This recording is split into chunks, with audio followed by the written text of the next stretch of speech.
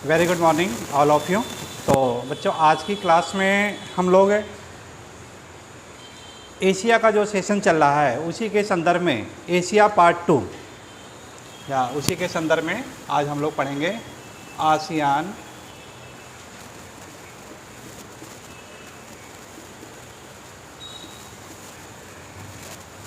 Part 2, जो कि दक्षिण पूर्व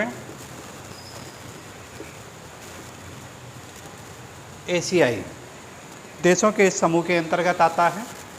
आसियान का अगर संगठन का निर्माण की बात करें हम लोग, तो इसका निर्माण कब हुआ था? तो उत्तर क्या बताएंगे आप लोग? 8 अगस्त 1967, 1967। याद नहीं होता है तो इसको कहीं से देखिए, आपको अगर DOB या किसी से रिलेटेड आप ऐसे घटनाओं से अगर बना लेंगे तो आसान रहेगा। जैसे 1967 तो हमारे पिताजी 10th क्लास क्वालिफाई है ना, तो इससे आपको याद हो जाता है, इससे है ना, इससे माइंड में सेट हो गया है कि 8 अगस्त 1967 अपने घटनाओं से भी आप इसको अपना लिंक कर सकते हैं। वर्तमान में कुल देशों की संख्या बताई गई थी, कितने हैं? 10 देश हैं। 11वां है जो इसका एक सदस्य बन रहा है, वो क्या हो जाएगा आपका? पूर्वी तिमोर। पूर्वी तिमोर इसके सदस्य के रूप में है ये, ठीक। तो कल इसी के संदर्भ में हम लोग इंडोनेशिया के बारे में पढ़ लिए थे। इंडोनेशिया, और इंडोनेशिया की राजधानी जकार्ता, और जकार्ता में आसियान का क्या है, इसका मुख्यालय स्थापित किया गया है ये, ठीक। हाल ही के दिनों में देखा जाए तो इंडोनेशिया ने अपनी राजधानी परिवर्तन की है, और नई राजधानी जो प्रस्तावित किया है वो कौन सा है? नुसंतारा। कैसे याद करना है? संतरा, ठीक ना। तो संतरा से ही आप कर सकते हैं, और संतरा कैसा है? नया है, नू है, ठीक। तो इसकी जो नई राजधानी हो जा रही है नुसंतारा, है ना। नुसंतारा इसकी नई राजधानी। किस द्वीप पर है? तो उत्तर क्या बताएंगे आप लोग? बोर्नियो द्वीप पर है ये। कहाँ पर है ये? बोर्नियो द्वीप पर है। और बोर्नियो द्वीप का कौन सा भाग है? तो क्या बताएंगे आप लोग? कालीमंतान।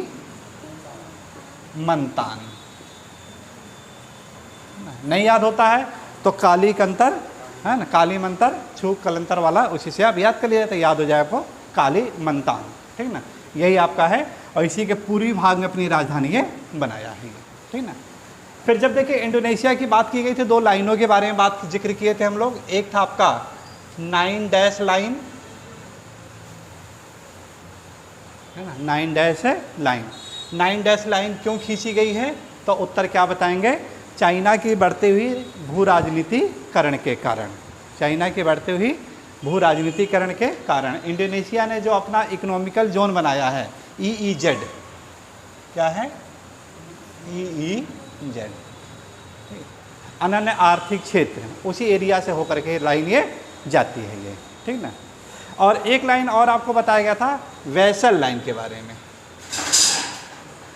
कौन सी लाइन थी? वेसल लाइन के बारे में जिक्र किया गया था। वेसल लाइन कब खींचा गया है? 1859। 1859 काफ़ी महत्वपूर्ण घटना है ये।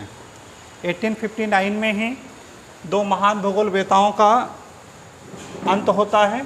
एक है इसमें हम्बोल्ट, और दूसरे कौन है?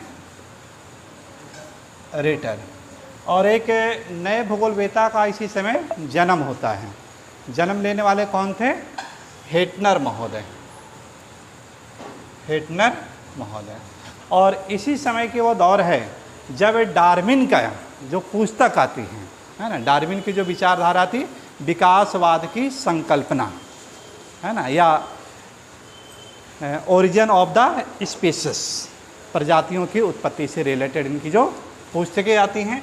तो ये कब का आपका है? ये हम्बोल्ट, यानी सब की सब घटनाएं कब आपकी? 1859 से ही संबंधित है ना। टोटल घटनाएं 1859 से कोरिलेटेड है। तो उसी समय ये लाइनें खींची गई थी। खींचने का मूल आधार क्या था?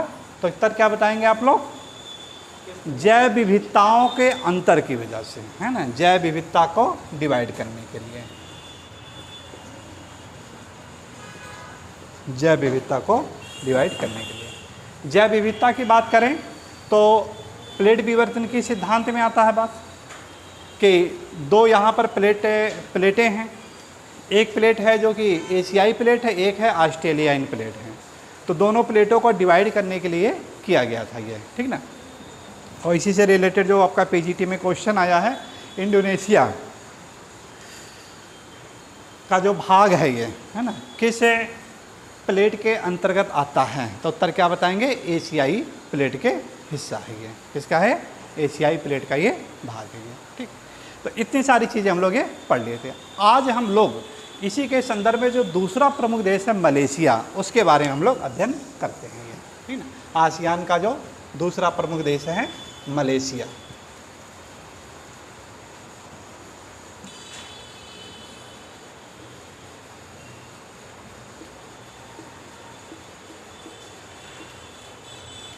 मलेशिया, ठीक।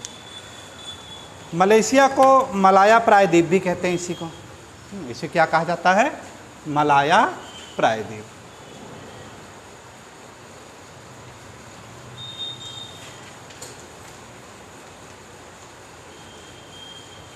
मलाया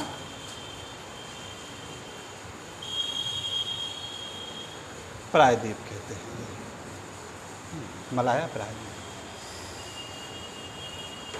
मलाया प्रायद्वीप के जो दक्षिण में है आपका सुमात्रा द्वीप है ये। कौन सा द्वीप है, सुमात्रा, जो कि इंडोनेशिया का दूसरा सबसे बड़ा द्वीप के रूप में आता है ये, है ना। इंडोनेशिया का क्या है, दूसरा सबसे बड़ा द्वीप है ये। और मलाया प्रायद्वीप और सुमात्रा के बीच में एक जल संधि आपको बताई गई थी। कौन सी जल संधि है वो, कौन सी जल संधि है, मलक्का जल संधि है वो, है ना। जल संधि का नाम क्या है, मलक्का। यहीं पर आपका है ये ऐसे,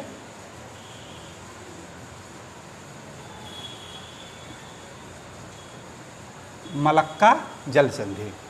ये मलाया प्रायद्वीप, इधर आपका क्या है, ये सुमात्रा के बीच में है। और दो सागरों को ये जोड़ती भी है। यहाँ पे कौन सा सागर है, जावा सागर है ये। कौन सा सागर है, जावा। और यहाँ पर कौन सा सागर है, अंडमान सागर है यहाँ पे। यहाँ पे अंडमान सागर है। तो दोनों सागरों को क्या करी है, जोड़ भी रही है। तो जो मलेशिया का जो विस्तार है वो दो द्वीपों में है ये। मलेशिया का विस्तार कितने द्वीपों में है, तो उत्तर क्या बताएंगे, दो द्वीपों के अंतर्गत आएगा। एक है जो कि एशिया के मुख्य भूभाग में है ना, जिसे हम लोग मलाया प्रायद्वीप के अंतर्गत रखेंगे। हम लोग मलाया प्रायद्वीप के अंतर्गत आ जाएगा। दूसरा जो आएगा वो ब्रुनेई में है। कहाँ पर आएगा दूसरा,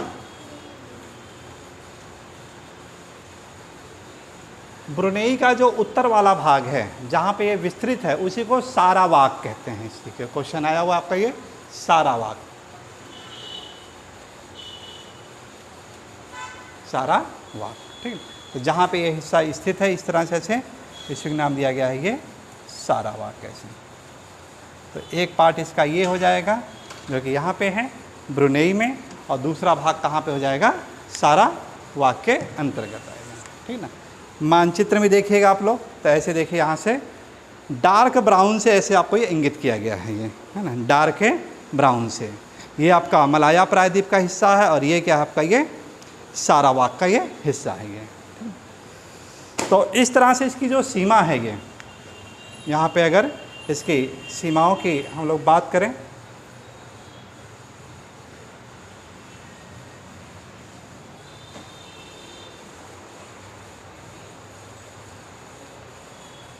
इसके उत्तर में आपका, है ना, जो देश है उसी को नाम दिया जाता है थाईलैंड कहते हैं उसी को।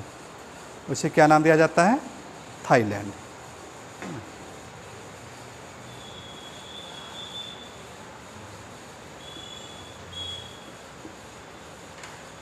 थाई ईंधन। ठीक। अब मलाया प्रायद्वीप या जो मलेशिया देश है, इसकी अगर अर्थव्यवस्था के बारे में देखें हम लोग, अर्थव्यवस्था का अगर अध्ययन करें तो किस प्रकार की अर्थव्यवस्था है, तो उत्तर क्या बताएंगे आप लोग? कृषि प्रधान है। ये कैसा है? कृषि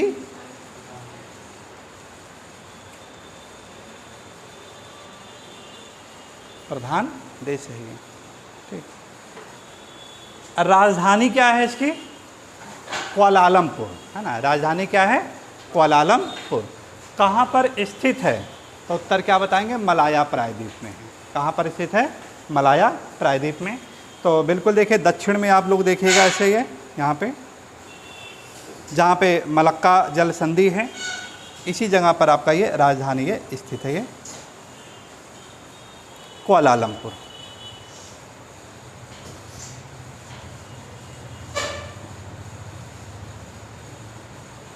कुआलालंपुर। ठीक। बंदरगाह है कि नहीं, तो उत्तर क्या होगा आपका? एक प्रसिद्ध बंदरगाह है, मलेशिया का सबसे बड़ा बंदरगाह भी है आपका ये। ठीक। तो अब यहाँ से देखिए जो जहाज़ें जब गुजरेंगे तो कुआलालंपुर में ज़रूर रेस्ट करेंगे। हाँ, जब यहाँ पे रेस्ट करेंगे तो क्या होगा? यहाँ अर्थव्यवस्था का एक इनका एक आय का जरिया होगा, इनका एक साधन होगा ये।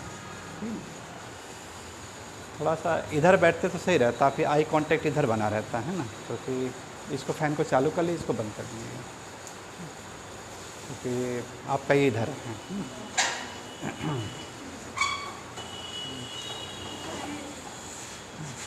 इधर ही आइए, सही रहेगा।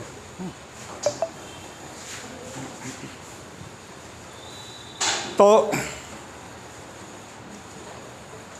कृषि प्रधान अर्थव्यवस्था होने के कारण, हवा रही है, कृषि प्रधान अर्थव्यवस्था होने के कारण यहाँ की जो कृषि पद्धति है किस प्रकार की है, तो उत्तर क्या बताएंगे आप लोग?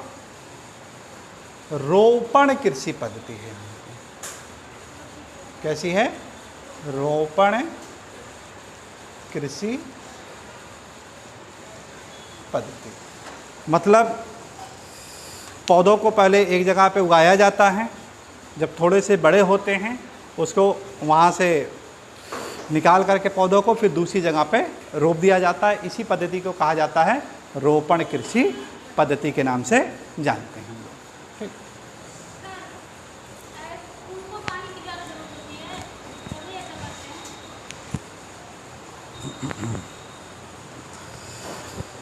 तो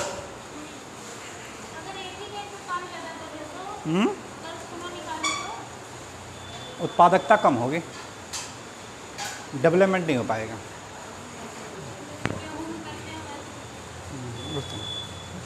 तो इस प्रकार देखिए यहाँ पे रोपण कृषि पद्धति से रिलेटेड है। कौन सी खेती यहाँ पर की जाती है, तो उत्तर क्या बताएंगे? यहाँ पे रबड़ की खेती सबसे महत्वपूर्ण है।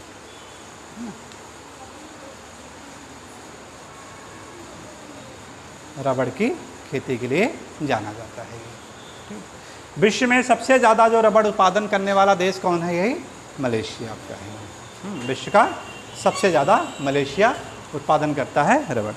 2021 के देखिए यहाँ पे पीजीटी के एग्ज़ाम में भी आया था क्वेश्चन आपका ये, निम्नलिखित में से कौन सा देश है जो रबड़ के उत्पादन के रूप में नहीं है? तो वहाँ पे जो भूमध्य रेखीय वाले जो देश हैं उसी को दिया गया था। उसमें एक ऑप्शन दिया गया था ब्राज़ील। उसमें क्या है? एक ब्राज़ील, है ना। तो ब्राज़ील का मैप खोलिएगा आप लोग, दक्षिण अमेरिका।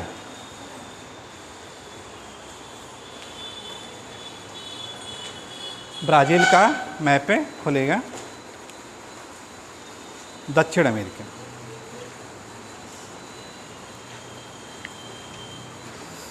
और जहाँ पे अमेजन नदी है, उस अमेजन नदी को देखिए, अमेजन नदी को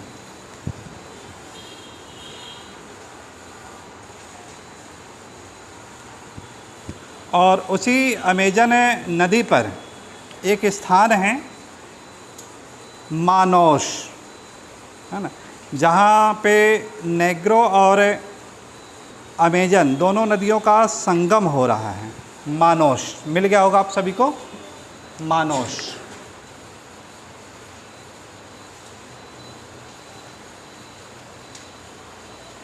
मानोस भी देखिए रबड़ का उत्पादन केंद्र है यहाँ का, लेकिन ये किस प्रकार का रबड़ है ये, तो उत्तर क्या होगा, सिंथेसिस है आपका ये, यानी ये कृत्रिम है। ये कैसा रबड़ है आपका, ये कृत्रिम है, प्राकृतिक नहीं है ये। और वहाँ पर जो आंसर गलत माना था वो किसको माना था, ब्राज़ील को ही माना था। ये बहुत से बच्चे हैं भूल करके इसको यानी लगा दिए थे ये। तो वहाँ जो सेंस दिया गया था रबड़ उत्पादन से वो प्राकृतिक रबड़ का था वो आपका, वो है ना। तो इस प्रकार यहाँ पे मानोस है, लेकिन कैसा आपका ये कृत्रिम रबड़ का है, ये कृत्रिम रबड़ से रिलेटेड है। रबड़ का जो पौधा होता है उसका दूध निकाला जाता है और दूध को ही यानी बॉयल करके उससे रबड़ बनाई जाती है ये, ठीक। तो जितने भी इलास्टिक से रिलेटेड हैं, है ना, जितने भी इलास्टिक थ्योरी किसकी है, इलास्टिक थ्योरी किससे संबंधित है, भूकंप से है। किससे है, भूकंप से रिलेटेड है। तो जिसमें भी तन्यता होती है, तनाव होता है वो, है ना, तो उस तनाव में क्या होगा आपका कि वहाँ पे रबड़ का प्रयोग किया जाता है ये, विश्व की जितनी भी है, ठीक। और यही जो रबड़ है आज बहुत सारे उद्योगों का कहीं ना कहीं बेसमेंट बना हुआ है। अगर मान लीजिए थोड़ी देर के लिए कि रबड़ का उत्पादन किसी कारणवश बंद हो जाए तो हमारी अर्थव्यवस्था पर क्या प्रभाव पड़ सकता है। पहली बात तो ये कुचालक है, तो कुचालक है तो विद्युत से रिलेटेड जितनी भी चीज़ें वो बाधित होगी, ठीक। कहीं पर भी देखिए साउंड को कम करने के लिए दरवाजे और रजाई को, है ना, दाब को कम करने के लिए वहाँ पे क्या लगाई जाती है, रबड़। बसों में रबड़, टायर रबड़ से रिलेटेड। तो ये सारी चीज़ें क्या आपका पूरी की पूरी अर्थव्यवस्था का कहीं क्या हो रहा है, आपका ये बेसमेंट आधार बनता है ये, है ना। तो इसमें रबड़ के उत्पादन में आपका क्या होगा कि मलेशिया यानी विश्व का प्रथम स्थान होगा, सबसे ज़्यादा उत्पादन करने वाला ये। दूसरा अगर इसकी अर्थव्यवस्था का देखें हम लोग तो यहाँ पे विश्व में सबसे ज़्यादा टीन उत्पादन का किया जाता है। किसका है ये,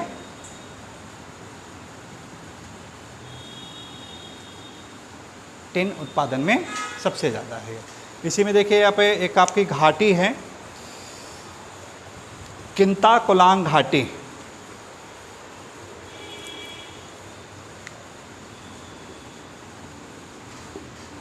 किंता कोलांग घाटी, और उसी घाटी में एक खान पाई जाती इपो। इपो खान पाई जाती है जो कि सबसे विश्व की यानी बड़ी खान के रूप में जाना जाता है। इपो क्वेश्चन आ चुका आपका। तो ये किंता कोलांग घाटी के अंतर्गत है। किस लिए प्रसिद्ध है, तो उत्तर क्या बताएंगे आप लोग, टिन के उत्पादन के लिए जाना जाता है। यहीं पे एक छोटा सा देख है, पेनांग द्वीप है। पेनांग द्वीप देखिए मिल रहा है कि नहीं द्वीप, ये मलेशिया में ही पेनांग द्वीप छोटा सा है।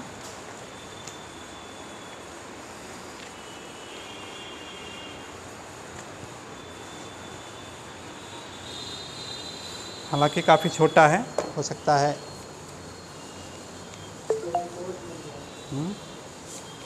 क्या हुआ,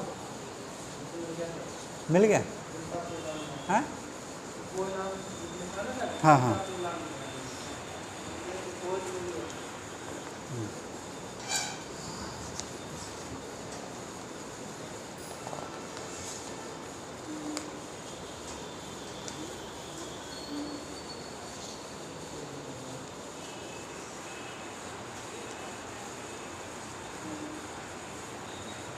कहाँ पे दिखाइए आपको,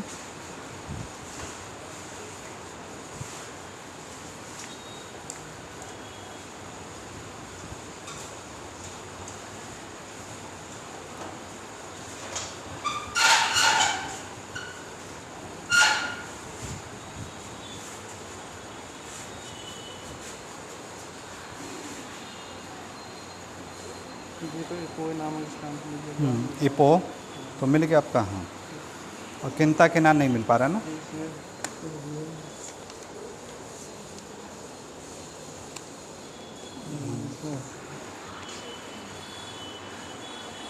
हाँ इसमें होगा सर। इपो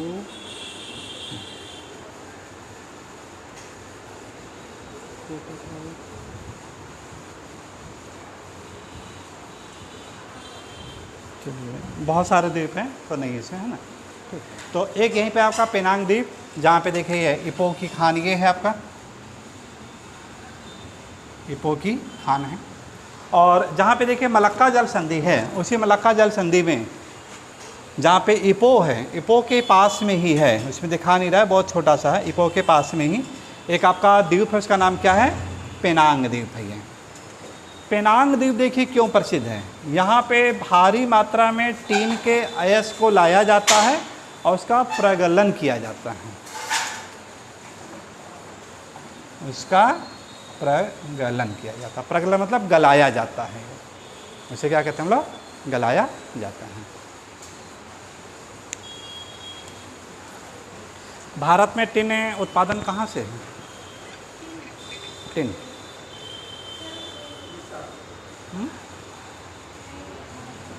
राजस्थान। टिन का उत्पादन कहाँ करता है? राजस्थान है।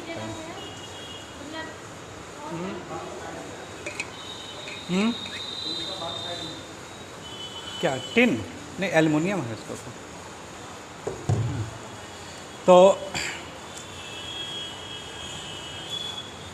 एक सभ्यता हुआ करती थी, कांस्य युगीन सभ्यता, कांस्य युगीन। और कांसा जो कांस्य होता है, कांस्य का निर्माण है मिश्र धातु है, तो किन किन धातुओं को मिला के किया जाता है? टिन और तांबा रहता है ना। जो कांसा का निर्माण किया गया किससे है? टिन और।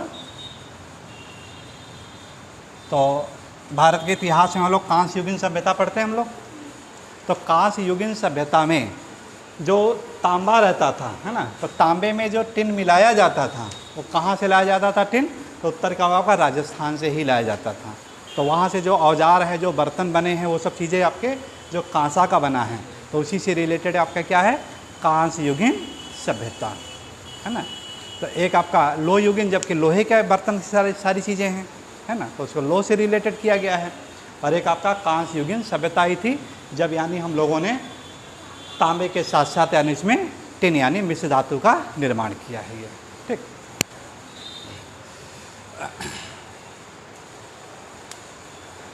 तो इस प्रकार इसकी जो अर्थव्यवस्था है, एक तो टिन के ऊपर है और दूसरा किसके ऊपर है?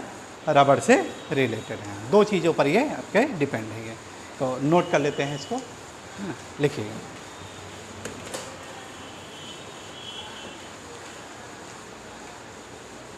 हेडिंग डालेगा मलेशिया, हेडिंग मलेशिया।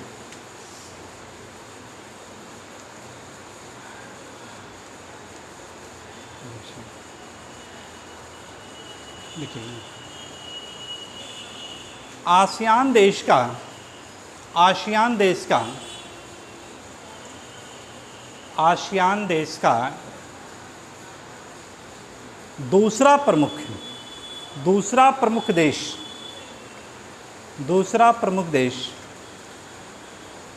मलेशिया है। दूसरा प्रमुख देश मलेशिया है। दूसरा प्रमुख देश मलेशिया है।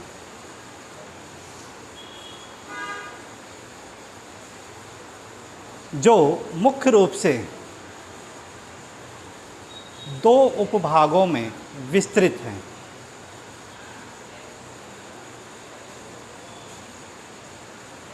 नंबर एक,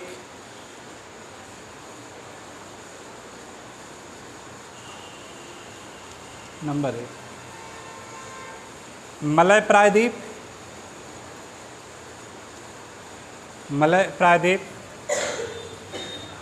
जो एशिया का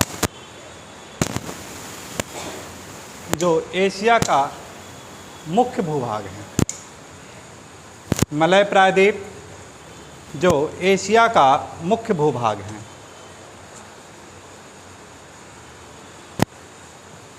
जो एशिया का मुख्य भूभाग है। नंबर 2, बोर्नियो द्वीप। बोर्नियो द्वीप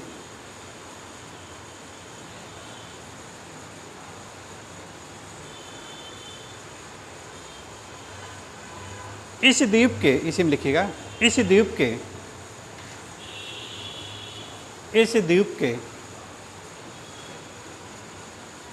उत्तरी भाग में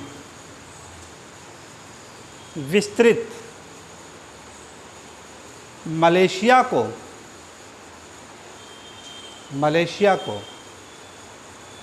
अंडरलाइन करिएगा, सारावाक के नाम से जाना जाता है। सारावाक के नाम से जाना जाता है। मलेशिया की राजधानी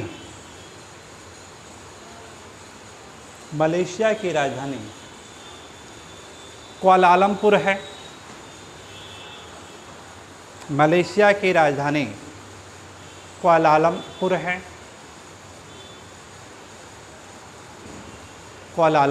है, जो मलय प्रायद्वीप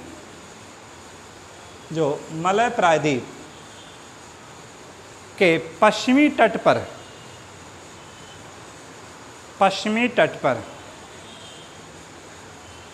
स्थित प्रसिद्ध बंदरगाह है।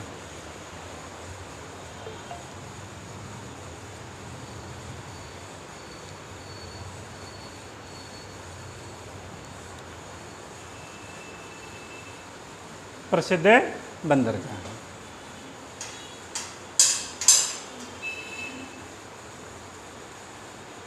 मलेशिया के उत्तर में थाईलैंड स्थित है। मलेशिया के उत्तर में थाईलैंड स्थित है।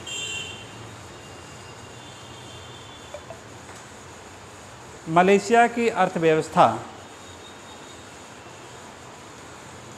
कृषि पर आधारित है।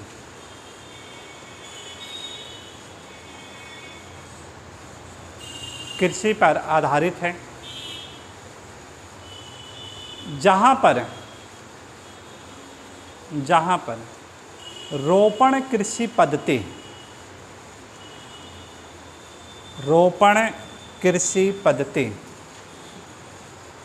प्रचलित है। रोपण कृषि पद्धति प्रचलित है। मलेशिया को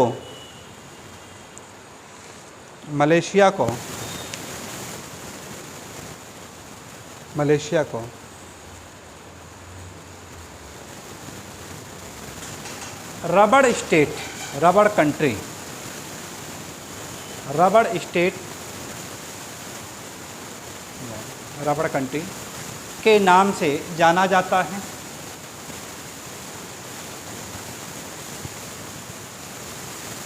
यहाँ के लगभग 65%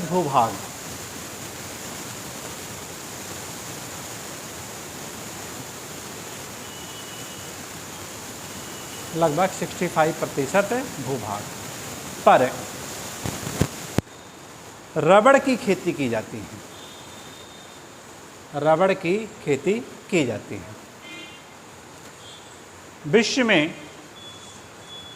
विश्व में रबड़ उत्पादन में इसका प्रथम स्थान है।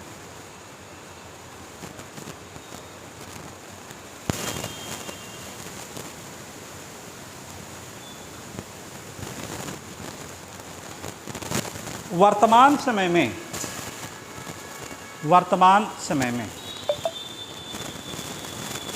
रबड़ की पैदावार को बढ़ाने के लिए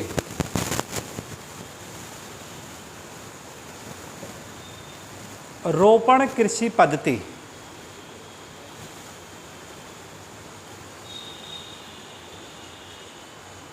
को विकसित किया जा रहा है।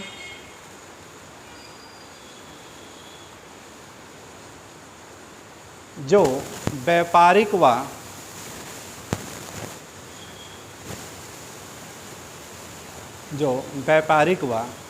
वैज्ञानिक पद्धति है।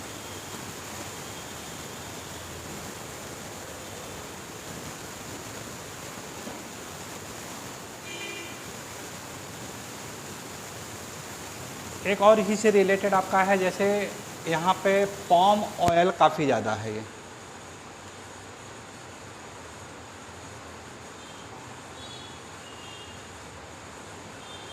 पाम ऑयल, ठीक है। जब देखिए पाम ऑयल की बात करते हैं हम लोग, या इसी को तेल ताड़ भी कहते हैं, इसे क्या कहते हैं? तेल ताड़ भी कहते हैं। तो एक नदी की याद आती है हम लोगों को, जिसे तेल ताड़ रिवर के नाम से जाना जाता है।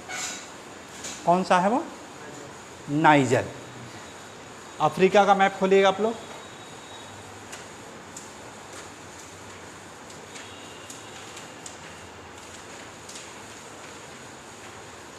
नाइजर नदी। यहाँ पे नाइजर नदी पे देखें तो किनारे किनारे बहुत विशाल मात्रा में पाम ऑयल के ट्री यानी लगाए गए हैं। और वहीं पे एक बांध बनाया गया है, कैंजी बांध, देखिएगा वहाँ पे एक है आपका, कौन सा बांध है?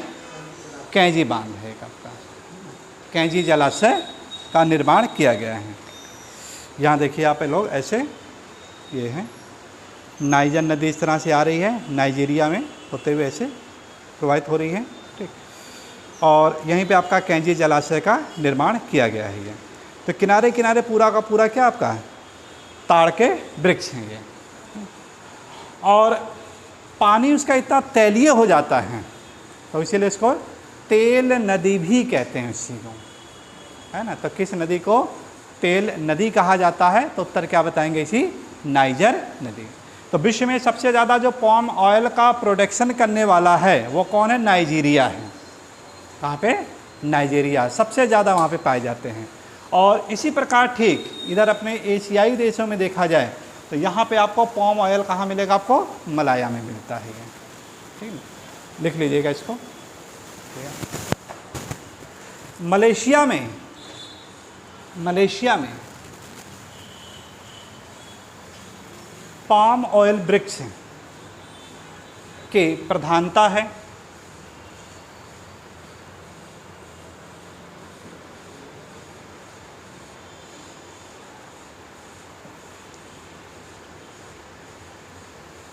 इस क्षेत्र में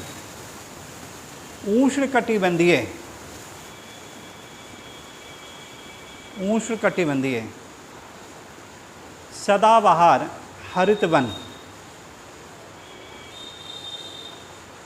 पाए जाते हैं।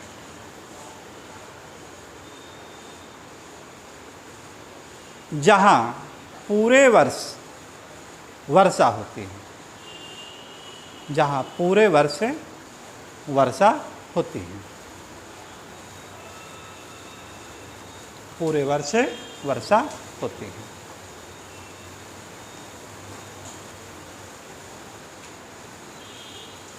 जिसे कॉपेन ने AF, ए कैपिटल लिखेगा, जिसे कॉपेन ने AF अक्षर के द्वारा प्रदर्शित किया था।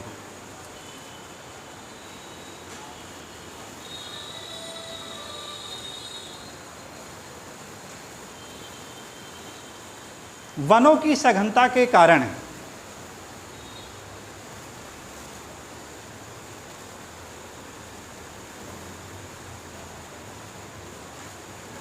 वनों की सघनता के कारण यहाँ पर अंडरलाइन करेगा सेमांग। आ चुका है क्वेश्चन। हाँ, सेमांग जनजाति, सेमांग जनजाति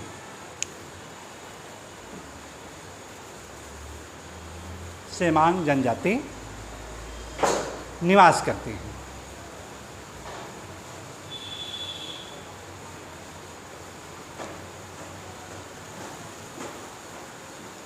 तमान नेगारा,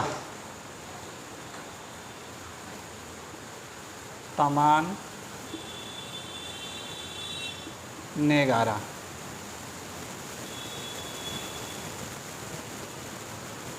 नेशनल पार्क, नेशनल पार्क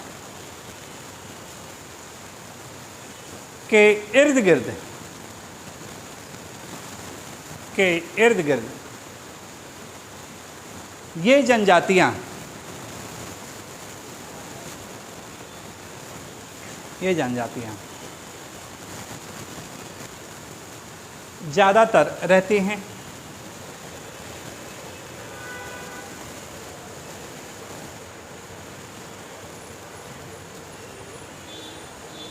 तमान नेगारा विश्व का सबसे पुराना, अंडरलाइन कर लेगा, तमान नेगारा विश्व का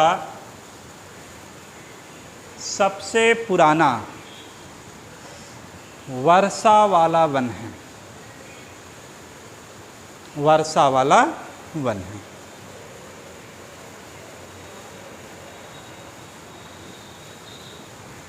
वर्षा वाला वन। सेमांग जनजाति, सेमांग जनजाति अंडरलाइन करेगा निग्रिटो प्रजाति की है।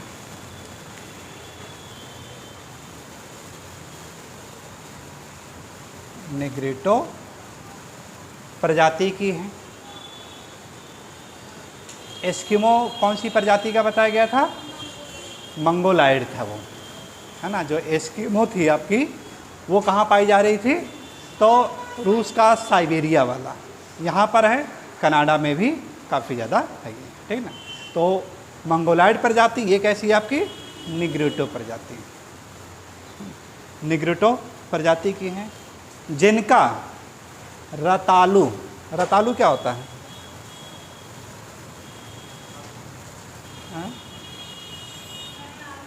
हाँ? क्या है? रतालू फल होता है, बड़ा सा। स्वीट पोटैटो तो नहीं कहते हैं, हैं? कंदमूल, स्वीट पोटैटो है, कुछ उसी से ही मिलता जुलता है, यानी ठीक है। चलिए, रतालू इनका मुख्य भोजन है।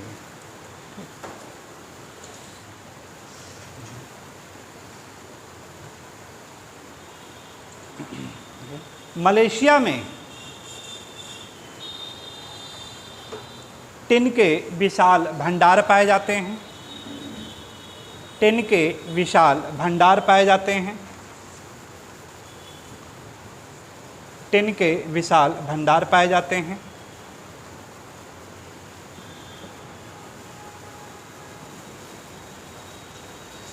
यहाँ के किंता केलांग घाटी, अंडरलाइन के लिए, किंता केलांग घाटी, किंता केलांग घाटी जो मलक्का जल संधि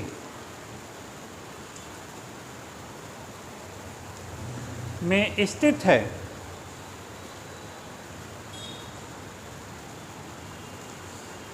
यहीं पर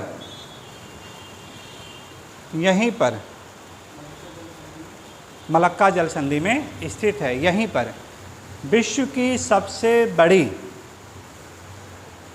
टिन की खान इपोह अंडरलाइन कर लिएगा, आ चुका है, कई बार पूछा गया है। इपो की खान, इपो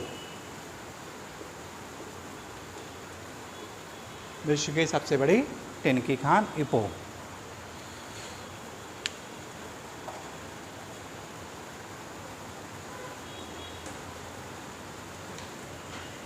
पाया जाता है। इपो के निकट ही, इपो के निकट ही पेनांग द्वीप, इपो के निकट ही पेनांग द्वीप स्थित है, जो विश्व में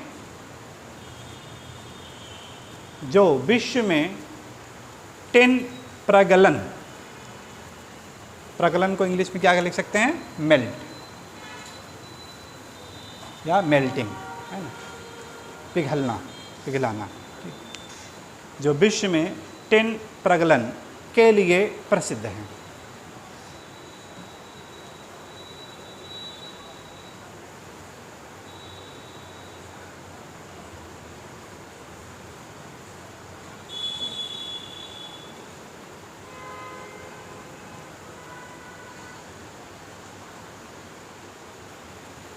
वहीं पे हेड डालेगा सिंगापुर, सिंगापुर, सिंगापुर। तो ये आपका मलय प्रायद्वीप है, तो वहीं पे देखिए छोटा सा आपको ऐसे नज़र आएगा बिल्कुल सिंगापुर, जहाँ पे है मलय प्रायद्वीप है।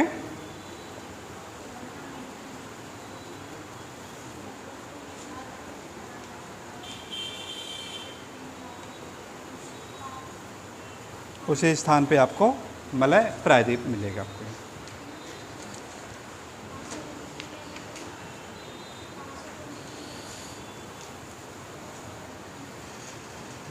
ये देखिए आपका है, यहाँ पे ये आपका सिंगापुर, छोटा सा द्वीप के रूप में आपका स्थित है आपका ये सिंगापुर, सिंगापुर।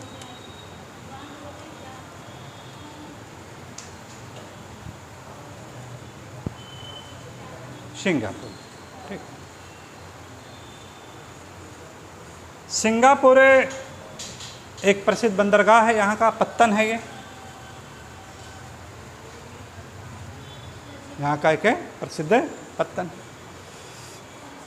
इसकी राजधानी क्या होगी, सिंगापुर सिटी, राजधानी क्या है, सिंगापुर सिटी। अर्थव्यवस्था का इसका जो मूल आय का स्रोत है व्यापारिक कर, क्या है, व्यापारिक कर, क्योंकि कोई भी जहाज़ अगर मलक्का जल संधि से होके जाएगा तो सिंगापुर ज़रूर यानी टच करेगा वो, भले वो कुआलालंपुर में रुके ना रुके, लेकिन क्या है, सिंगापुर में उसका ठहराव जरूरी है वहाँ पे, ठीक। और इसके अलावा सिंगापुर पर्यटन उद्योग के लिए जाना जाता है ना, तो इस तरह से आपके इनके लिए प्रसिद्ध है। तो अर्थव्यवस्था के किस के अंतर्गत ये आएगा, ये प्राइमरी, सेकेंडरी, टर्सरी या क्वार्टरी, प्राइमरी, सेकेंडरी, टर्सरी या क्वार्टरी। सिंगापुर आ चुका है कि अर्थव्यवस्था के किसके अंतर्गत रखा जाता है ये, है टर्सरी, है ना, जो क्वेश्चन आपका था इसी से रिलेटेड। पर्यटन उद्योग है किसके अंतर्गत शामिल किया जाता है,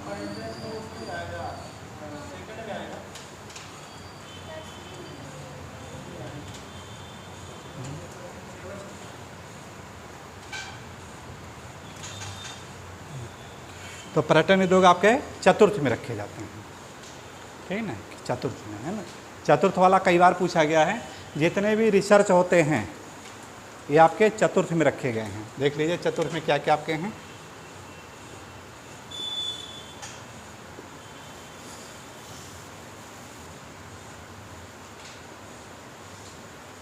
अनुसंधान से रिलेटेड, ठीक। कोई भी वैज्ञानिक अनुसंधान कर रहे हैं, कोई भी एजुकेशन से रिलेटेड कोई इसकी रिसर्च स्कॉलर कर रहा है, तो क्या होगा आपका, ये किसके अंतर्गत रहेगा, आपका चतुर्थ में रहेगा, या वैज्ञानिक कुशलता से रिलेटेड कोई भी रहे।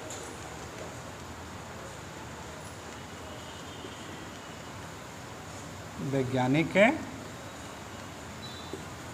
कुशलता से संबंधित। और इसी में आपका प्रशासन,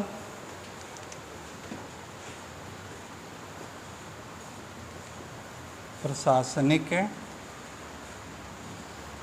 सामर्थ्य, जो मैनेजमेंट से रिलेटेड होते हैं। ठीक, ये सब के सब किस में है? आपके चतुर्थ श्रेणी के अंतर्गत रखे जाते हैं। तो पर्यटन उद्योग भी यानी इसी का ये हिस्सा है ना, इसी के अंतर्गत आपका ही है। ठीक ना, चलिए तो लिख लेते हैं हेडिंग में सिंगापुर। लिखिएगा, मलय प्रायद्वीप के दक्षिणी भाग में, मलय प्रायद्वीप के दक्षिणी भाग में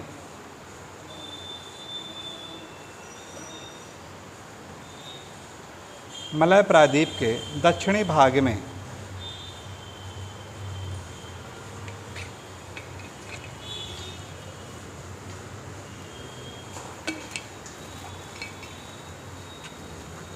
सिंगापुर द्वीप, सिंगापुर द्वीप स्थित है। सिंगापुर की राजधानी सिंगापुर सिटी है, जो आसियान का प्रमुख है, आसियान का प्रमुख है, व्यापारिक उपकेंद्र है। आसियान का प्रमुख है, व्यापारिक उपकेंद्र है।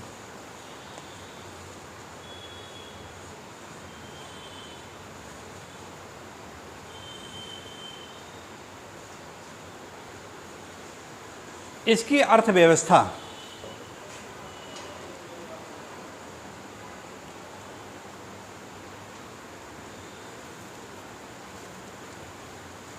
व्यापारिक कर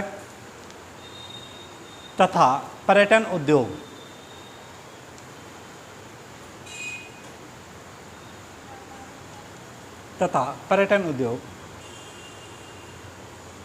पर टिकी हुई है।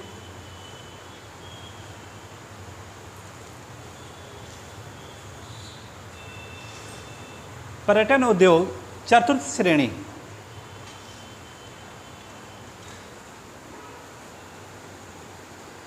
के अंतर्गत शामिल किया जाता है, जिसमें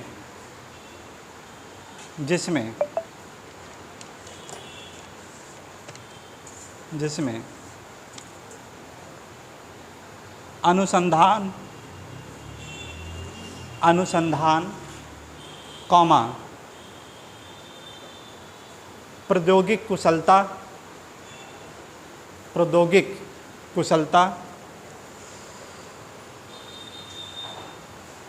कौमा प्रशासनिक सामर्थ्य इत्यादि को शामिल किया जाता है, शामिल किया जाता है।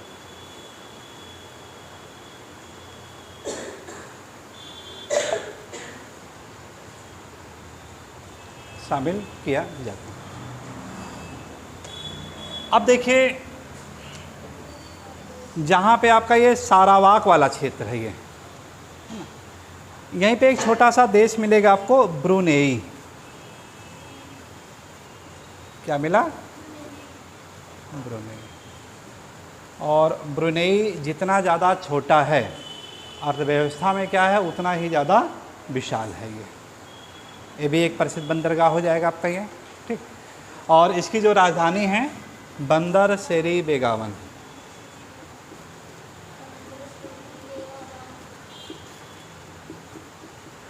बेगावन इसकी राजधानी है। चलिए लिख लेते हैं, ब्रुनेई।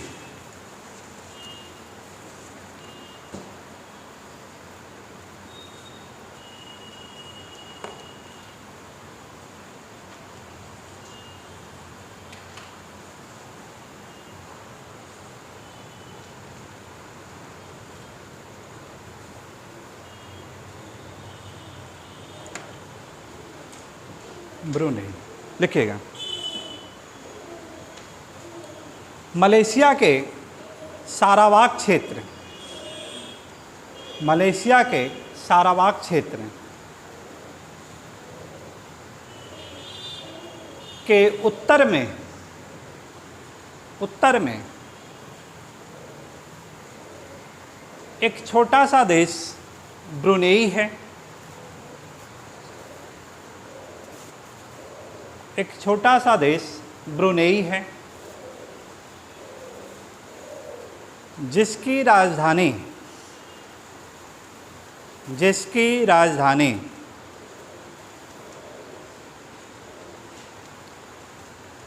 बंदर शेरी बेगावन है।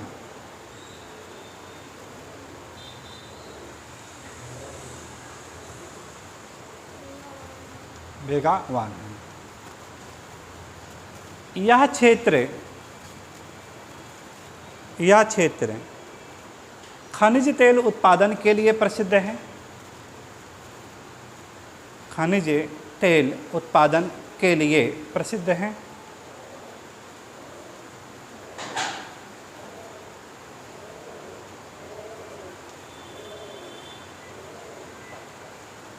विश्व के प्रति व्यक्ति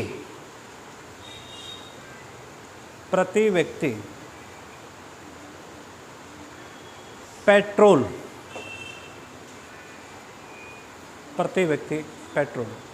में इसका स्थान प्रथम है। इसका मतलब समझ में आया कि अगर यहाँ की पेट्रोल को ले लिया जाए और यहाँ की पॉपुलेशन को कह दिया डिवाइड कर दिया जाए तो जो एक व्यक्ति के ऊपर इसकी निर्भरता आएगी पेट्रोल की, वो क्या होगी, विश्व में सबसे नंबर 1 हो जाएगा वो। यानी इतना ज़्यादा यहाँ का पैदावार पेट्रोल है और जनसंख्या यहाँ की कम है। और जनसंख्या कम होने की वजह से क्या होगा, प्रति व्यक्ति के ऊपर जो पेट्रोल का जो भार आएगा, है ना, उसके पास जो आएगा पूंजी के रूप में, वो क्या होगा, सबसे नंबर 1 पे हो जाता है। ठीक, ये इसका इम्पोर्टेंस है ब्रुनेई। इस प्रकार यह विश्व की अर्थव्यवस्था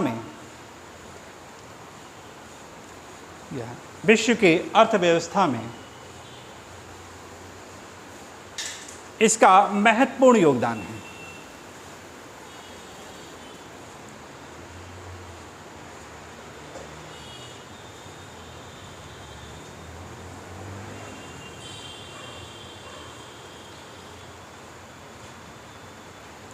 महत्वपूर्ण योगदान है।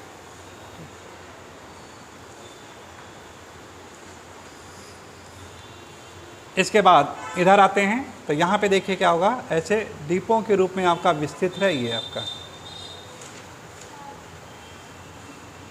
क्या नाम है इसका, हाँ, फिलीपींस। इसका नाम क्या है, फिलीपींस।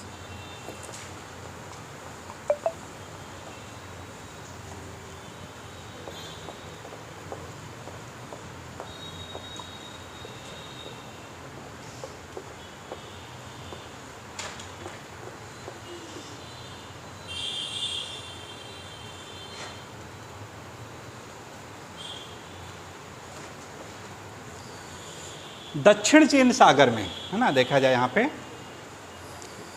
एक प्रमुख देश है आपका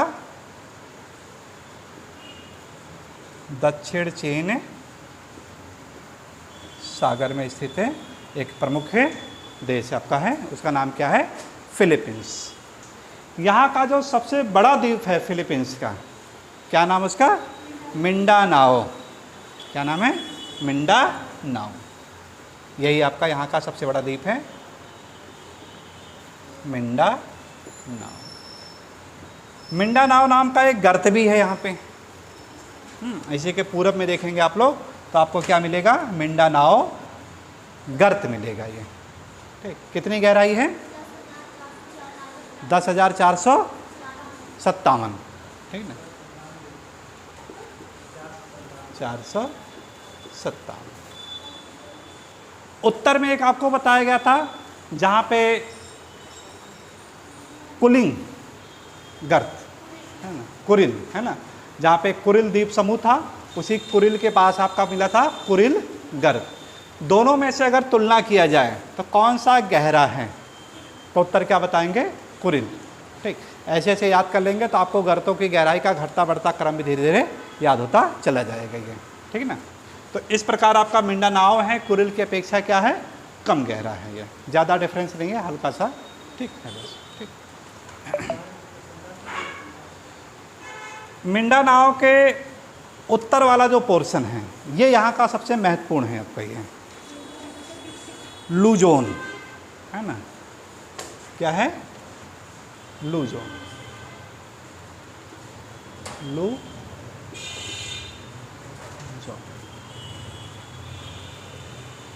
इस एरिया में ना, जोन मतलब एरिया हो गया, लू काफ़ी तेज आते हैं। ठीक है ना। इस एरिया में क्या है, लू काफ़ी तेज आते हैं। तो जोन मतलब एरिया, लू मतलब हवा। चक्रवात, कौन सा चक्रवात आता है यहाँ पे, इस क्षेत्र में आने वाला चक्रवातीय तूफान कौन सा है, टाई लगाकर फ़ोन करना, टाइफून है ना। पहले टाई लगाता है, खूब सस्ता धसता है, फिर फ़ोन करता है, अलर्ट हो जाओ कुआलालंपुर वाले, अलर्ट हो जाओ, मैं लूजोन को भेज रहा हूँ। तो एक याद करने का तरीका जैसे अपना है ना, कि इसकी तुलना हम लोग क्या कर दिए हैं कि लू एक आपका चक्रवातीय तूफान है, भारत से रिलेटेड, अपने शब्दों में ले लीजिए। ठीक, मतलब यहाँ पर क्या होगा, ये क्षेत्र आपका चक्रवातीय तूफान से रिलेटेड हो गया क्योंकि लू है ना। तो इस तरह का यहाँ पे जो तूफान आ रहा है, कौन सा आ रहा है, टाइफून आ रहा है, टाइफून आता है ये। ठीक, और ये क्षेत्र है यानी एक देखा जाए तो क्या है, टाइफून का जोन है ये, टाइफून का जोन है। इसी को भारतीय शब्दों में क्या कहेंगे, टाइफून को लू कहेंगे, तो लू जोन आपका द्वीप हो गया। तो लू तो आता ही है भाई, टाइफून तो लू ही तो आपका है, गर्म हवाएं हैं। भारत में उसी को लू कहा गया है। ठीक, और उसी को यहाँ पर क्या नाम दिया दिया है, टाइफून कह दिया गया है। सब जगह पे जो चक्रवातीय तूफान है सब जगह पे अलग अलग नाम दिया गया है। ठीक, उसी से मिलता जुलता, तो इससे आपको याद भी हो जाएगा कि टाइफून यहाँ पे है ये। ठीक, इसका जो लूजोन है, इसी में इसकी राजधानी स्थित है, फिलीपींस की मनीला। मिला है, मनीला बंदरगाह है कि नहीं है, ध्यान रखिएगा, बंदरगाह है ये।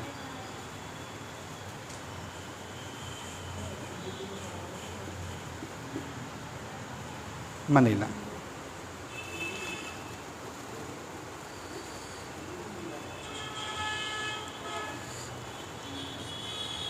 यहाँ पे एक द्वीप है आपका ये, जहाँ पे मनीला है, मनीला के साउथ में आइएगा ऐसे तो एक आपको पालावान द्वीप मिलेगा आपको, पालावान द्वीप, ऐसे आपका ये पालावान द्वीप मिल गया होगा, ये ऐसे लंबवत के रूप में विस्तृत है ये। और पालावान द्वीप के पूरब में देखिएगा सुलू सागर है। यहाँ पे क्या है, कौन सा सागर है, सुलू सागर है। इसके बाद देखिए यहाँ एक आपको जल संधि मिल जाएगी, एक इस तरह से आपका मैप होगा बड़ा सा, साउथ ईस्ट एशिया वाला, इसमें देखिएगा तो बहुत बढ़िया आपको नज़र आएगा ये। ठीक, ये सुलू सागर देखिए यहाँ पे नज़र आ रहा है, पालावान द्वीप में नज़र आ रहा है, ये आपका बोर्नियो द्वीप हो गया, और दोनों में आपका है बालबक स्टेट। जो बालक होता है बहुत बक बक बोलता, बकर बकर बोलता है। ठीक, जो बालक है वो कैसा है, पहलवान है। बालक है कैसा है, पहलवान है। तो पालावान द्वीप हो गया, और बालक कैसा करता है, बहुत बकैती करता है, तो बालाबक। ठीक है ना। तो इस तरह से देखिए, बालक को कभी भी देखिएगा और जो थोड़ा सा हट्टा कट्टा रहे, तो पहलवान कहने कहे बालक कैसा है, पहलवान है। तो आप क्या है, उस बालक को देखिए और मंद मंद मुस्काइए। लोग कहें काहे मुस्कुरा रहे हैं, कह रहे हम थोड़ा चले गए हैं कहाँ पर, फिलीपींस चले गए हैं। कहाँ चले गए हैं, फिलीपींस। कहें वो कैसे, कहें उसी के नाम पे देखा जाए तो आपका क्या है, एक पालावान, पालावान क्या है, द्वीप है। और उसी पालावान द्वीप है वो ब्रुनेई से क्या हो रहा है कि बालबक जल संधि के द्वारा अलग हो रहा है। क्योंकि ऐसी ऐसी जल संधियाँ हैं ये, जो कि बहुत लोग देखा जाए तो आप लोग पहली बार सुन रहे होंगे, ठीक ना, ठीक, पहली बार सुन रहे हैं। तो ये सब क्या है, इस बालक से देखते हुए पूरा यानी एक माइंड मैप बना लीजिए, है ना, मेंटल मैप बना लीजिए, है ना। मेंटल मैप की बात करें तो किसकी बात आ रही है, गोल्ड एंड वाइट की बात आती है ना, गोल्ड एंड वाइट की बात आती है। गोल्ड एंड वाइट का जो फिलॉसफी है बहुत बढ़िया है। उनका जो कहना है कि किसी भी चीज़ को, है ना, जो भी चीज़ आप देख रहे हैं, सारा चीज़ पढ़ रहे हैं, किताब हैं, सबको क्या करिए, पहले माइंड में कंसंट्रेट करिए, आंखें बंद करिए, एक बालक की शक्ल याद करिए, जो बालक है बहुत ही पहलवान है, ठीक, और बहुत ज़्यादा बकैती कर रहा है। और बकैती कैसा करता है, सालों भर करता रहता है हमेशा। तो सालों भर मतलब सुलू सागर, बालक है बकैती कर रहा है तो बालबक है, और बालक कैसा है, पहलवान है, पहलवान। सब पूरा याद हो गया लोकेशन, ठीक है ना। तो इस तरह से सुलू सागर और ये है आपका बालबक है, बालबक है जल संधि, बालबक है जल। चलिए नोट कर लेते हैं इसको, देखेंगे।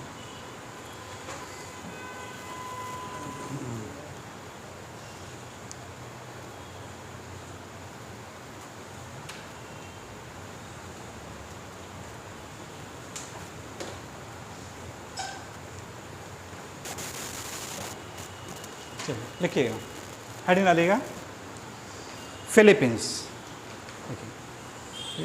दक्षिण चीन सागर में, दक्षिण चीन सागर में स्थित आसियान का प्रमुख देश, आसियान का प्रमुख देश फिलीपींस है, फिलीपींस है।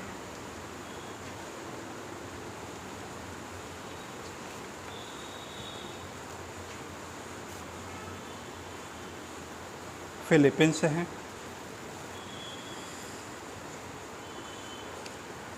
जिसका सबसे बड़ा द्वीप, जिसका सबसे बड़ा द्वीप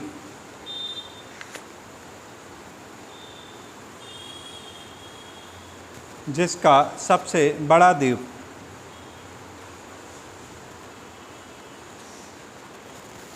सबसे बड़ा द्वीप है मिंडानाओ है।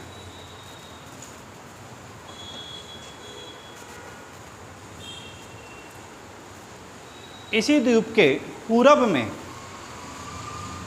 इसी द्वीप के पूरब में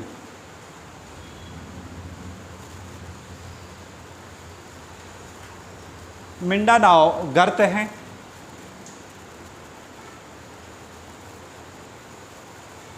मिंडानाओ गर्त हैं जो समुद्र तल से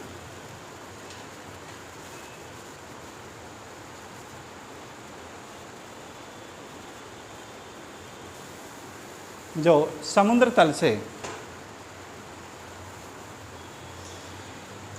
10,457 फीट गहरा है। अच्छा, इससे पहले मैं शायद मीटर कर दिया है, सॉरी मीटर, हाँ मीटर करेंगे ना, हाँ, जो 10,457 मीटर है, 10,457 मीटर है।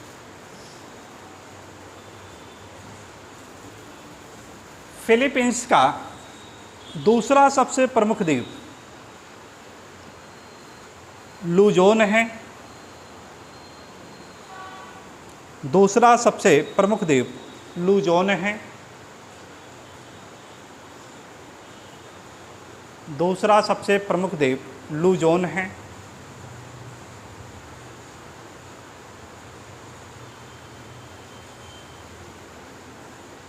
लुजोन है।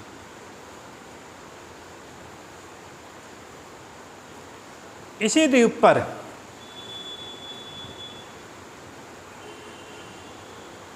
फिलीपींस की राजधानी मनीला, फिलीपींस की राजधानी मनीला स्थित है, जो यहाँ का प्रसिद्ध बंदरगाह है, जो यहाँ का प्रसिद्ध बंदरगाह है।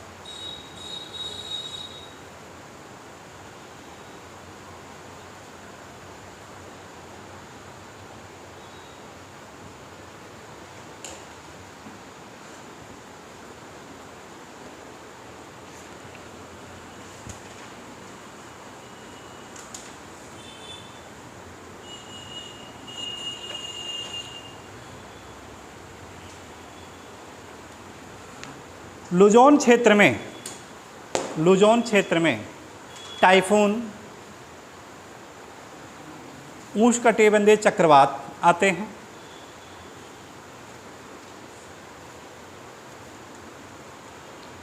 उष्णकटिबंधीय चक्रवात आते हैं, उष्णकटिबंधीय चक्रवात आते हैं।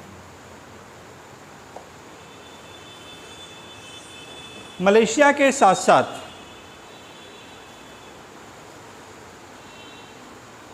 फिलीपींस में भी सेमांग जनजातियां पाई जाती हैं। साथ साथ फिलीपींस में भी सेमांग जनजातियां पाई जाती हैं। सेमांग जनजातियां पाई जाती हैं।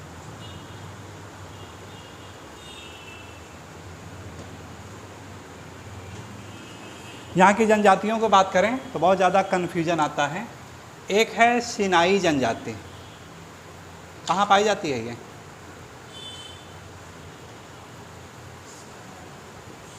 एक है मसाई जनजाति और एक है आपका सेमांग जनजाति और एक है आपका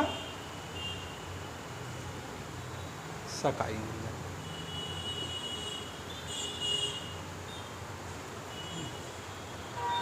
दे दिया जाता है इसे नाम और पूछा जाता है किन किन क्षेत्रों में ये विस्तृत है आपका ये, या इस तरह से दे दिया जाता है इनमें से कौन सी जनजाति है जो शाकाहारी है, कौन सी जनजाति है जो शाकाहारी है। तो अभी हम लोगों ने देखा कि एक जनजाति है जो कि रतालू, उनका यानी मुख्य रूप से आहार था, वो किसका था? वो सेमांग, यही आपकी है शाकाहारी। बाकी सब के सब आखे टक के साथ साथ एग्रीकल्चर वो करते रहते हैं वो। और माशाई कहाँ पाई जाती है?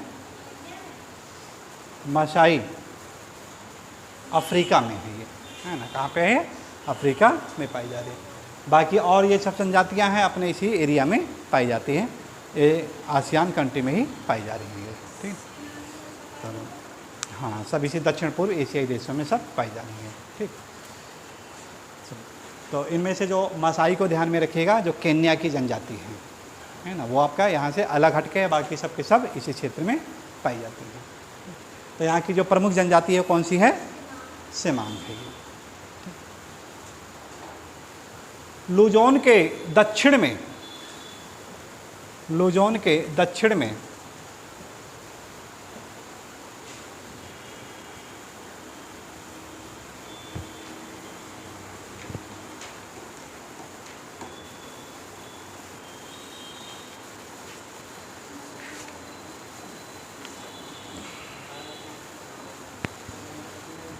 के दक्षिण में पालावान द्वीप स्थित है।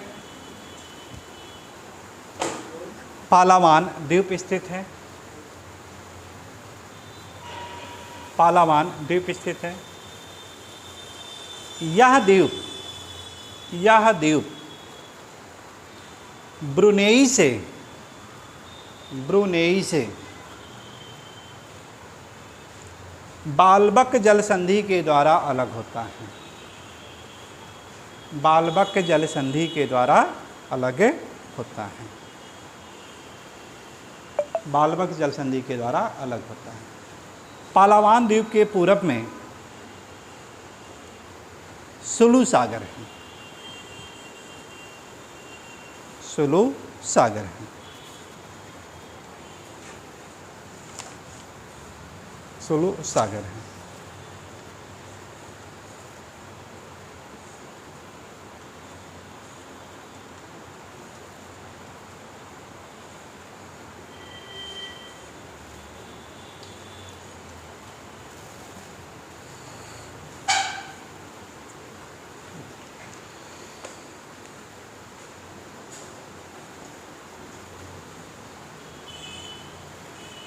अंतर्राष्ट्रीय चावल अनुसंधान केंद्र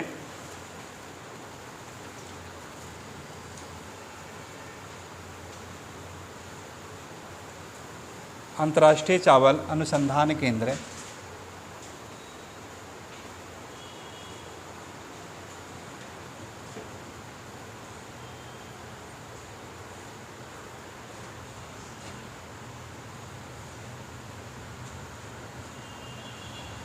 अंतर्राष्ट्रीय चावल अनुसंधान केंद्र फिलीपींस की राजधानी मनीला में स्थापित किया गया है।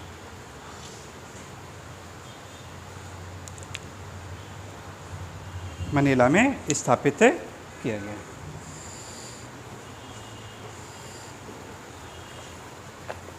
आगे देखते हैं हम लोग यहाँ पे इसके मुख्य भूभाग को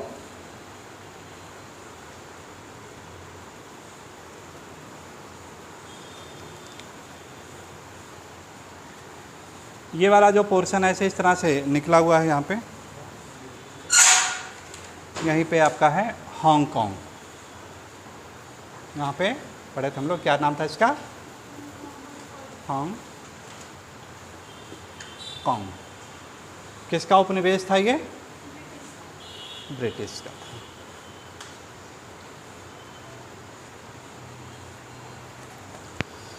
और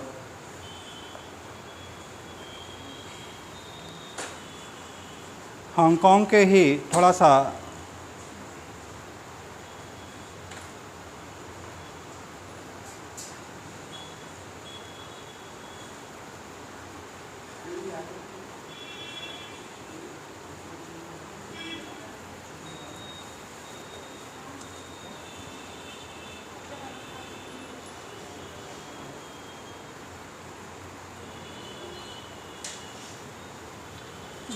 थोड़ा सा इधर आपका हांगकांग, ठीक है। हांगकांग के थोड़ा सा यहीं पे दक्षिण में एक आपका था यहाँ पे मकाओ।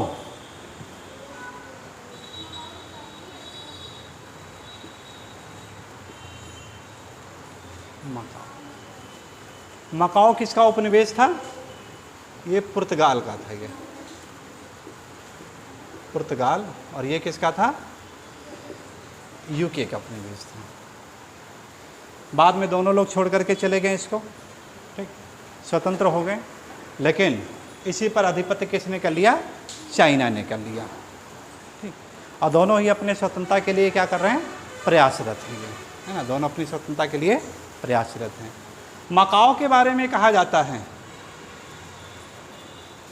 विश्व का सबसे अधिकतम जनसंख्या घनत्व वाला देश भी कहते हैं इसी को, है ना। विश्व का सबसे अधिकतम जनसंख्या घनत्व वाला देश, उत्तर क्या हो जाता है आपका? ये मकाओ। लेकिन स्वतंत्रता नहीं है ना, लेकिन स्वतंत्रता नहीं है। तो कब्जा कैसा है इसका? इस पे अवैध पूर्वक है, ठीक है ना, अवैध पूर्वक है। यूएनओ की मान्यता भी इस पे मिली नहीं है। जो 193 आपके देश हैं उसके अंतर्गत अभी इसको नहीं रखा गया है ये। लेकिन ये कभी भी क्या है, स्थिति इतनी ज़्यादा इसकी नाजुक, कभी भी ये स्वतंत्र हो सकता है। और जब स्वतंत्र होगा तो विश्व का सबसे जनसंख्या घनत्व वाला देश के रूप में आपका ये स्थापित होगा। इसी मकाओ के दक्षिण में देखा जाए, आपके अपने मैप में देखिएगा जहाँ पे मकाओ है, ताइवान जल संधि, यहाँ पे आपका हैनान द्वीप है ये, है ना। एक आपका यहाँ पे कौन सा है, हेनान द्वीप, हेनान द्वीप। और जहाँ पे हेनान द्वीप है उसी में पश्चिम में एक आपको खाड़ी भी मिलेगी, आपको gulf of Tonkin, gulf of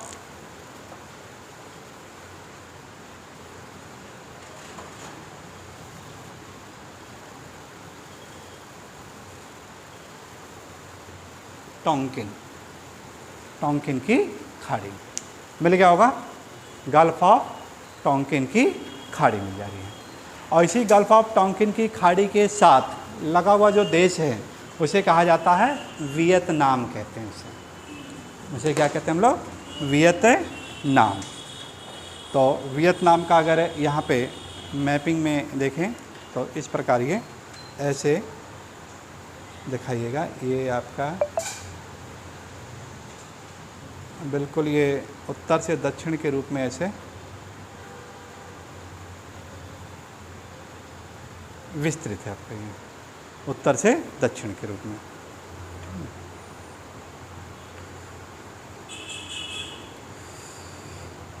जो वियतनाम है इसके उत्तर से देखिएगा, यहीं से एक रेखा जा रही, कर्क रेखा, चाइना में जा रही है उत्तर से कर्क रेखा। तो कर्क रेखा 23.5 डिग्री, और इसके नीचे आएंगे तो यहाँ पे क्या मिलेगा आपको, 17 डिग्री उत्तरी अक्षांश रेखा।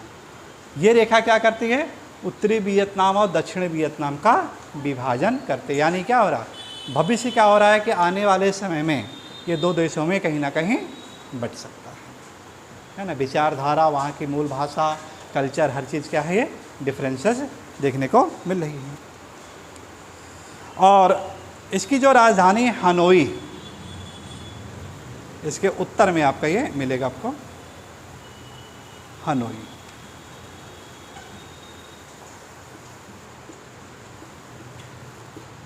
हनोई क्या है, इसकी राजधानी हो रही है, ठीक है। वियतनाम के साथ ही देखेंगे तो दक्षिण वाला जो भाग है ऐसे, यहाँ पे आपको मिलता है कंबोडिया। यहाँ क्या मिलेगा, कंबोडिया।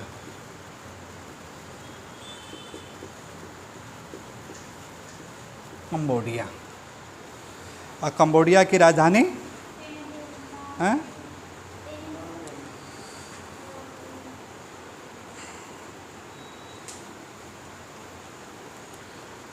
नेमपेन, है ना। यहाँ की जो राजधानी है नेमपेन।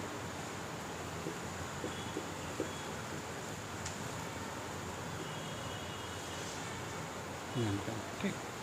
कंबोडिया के उत्तर की अगर बात करें हम लोग तो फिर देखिए आपको एक देश मिलेगा, और सबसे महत्वपूर्ण आपका यही देश है, इसी के रिलेटेड आपको पूछा भी जाता है। ये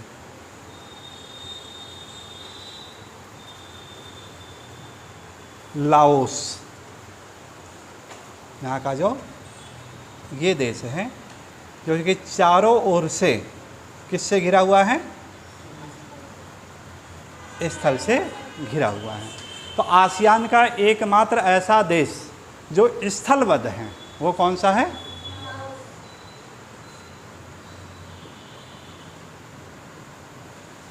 लाओस। और जहाँ पे देखिए लाओस है वहीं से एक नदी आपकी देखिए पास हो रही है,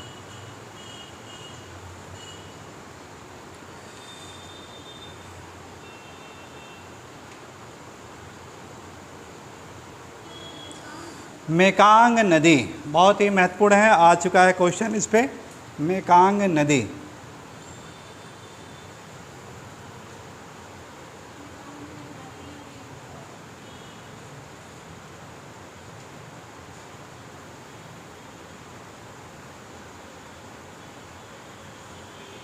मेकांग नदी, यहीं पे आपका तिब्बत का पठार बताया गया था। ये तिब्बत का पठार, तो इसी तिब्बत के पठार से इसकी उत्पत्ति होती है ऐसे। वही सीमा से उठा के क्वेश्चन देता भी है यहाँ से। मेकांग नदी। तो आसियान की सबसे लंबी नदी अगर पूछा जाए तो क्या बताएंगे आप लोग? यही आपका मेकांग नदी है ये, ठीक। या ये कह सकते हैं इसी को दक्षिण पूर्व एशिया की गंगा कहा जाता है इसे, है ना। इसी क्या नाम दिया जाता है? दक्षिण पूर्व एशिया की। कई देशों की सीमा भी बना रहा है। वियतनाम को अलग कर रहा है थाईलैंड से, वियतनाम और कंबोडिया के बीच उसके यानी सीमा बना रहा है ना। तो इस तरह से सीमा से भी कोरिलेटेड है आपका ये। तो इतना पहले इसको नोट कर लेते हैं, ठीक है ना। चलिए हेड डालेगा वियतनाम, हेड डालेगा वियतनाम।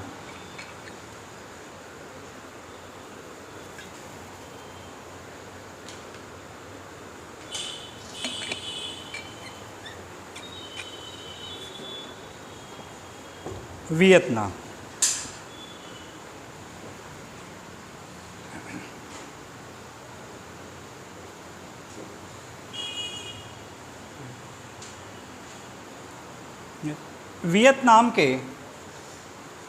वियतनाम के पूरब में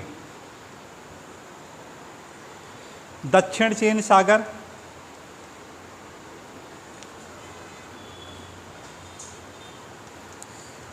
उत्तर में चीन,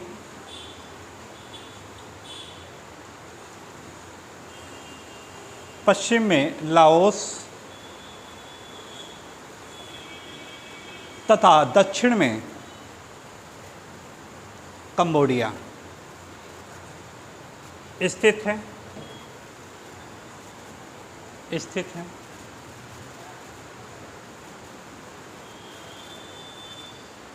इसके पूरब में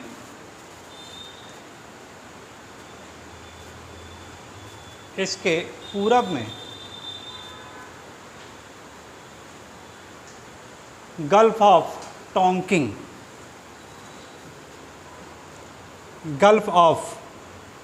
है।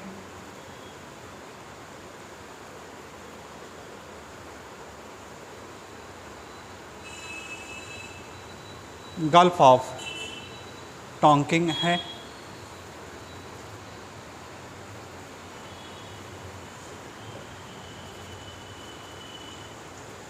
इसी खाड़ी में हेनान द्वीप स्थित है। इसी खाड़ी में हेनान द्वीप स्थित है।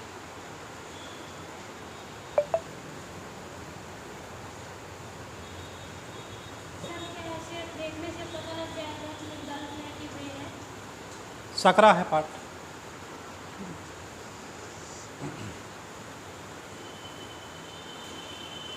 हेनान द्वीप स्थित है।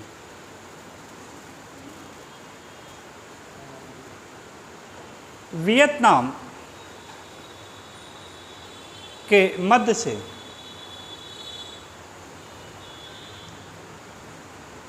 सत्रह डिग्री उत्तरी अक्षांश रेखा गुजरती है। 17 डिग्री उत्तरी अक्षांश रेखा गुजरती है जो उत्तरी वियतनाम तथा दक्षिणी वियतनाम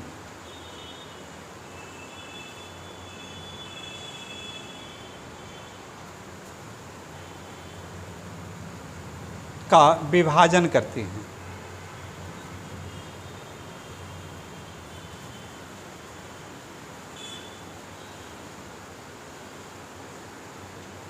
का विभाजन करती हैं।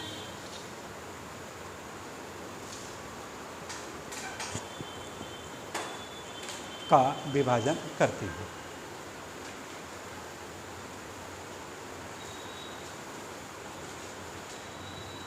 उसके बाद लिखिएगा कंबोडिया।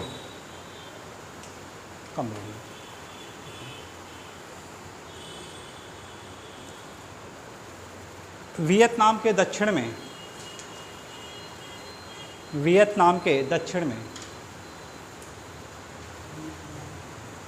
दक्षिण पश्चिम करेगा। दक्षिण पश्चिम में कंबोडिया स्थित है। कंबोडिया स्थित है।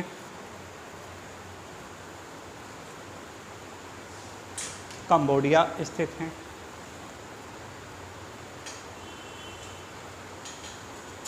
जिसकी राजधानी नेमपेन है।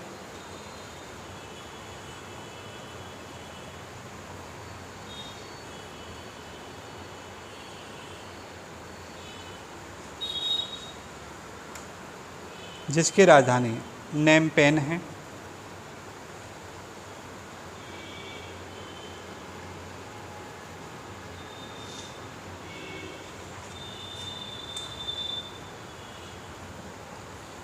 कंबोडिया का सबसे महत्वपूर्ण मंदिर,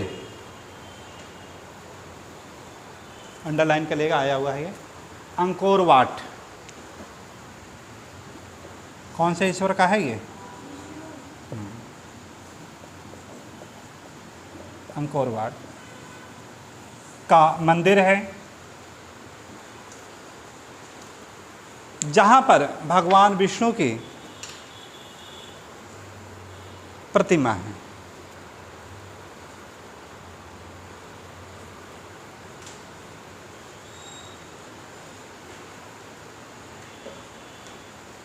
भगवान विष्णु की प्रतिमा।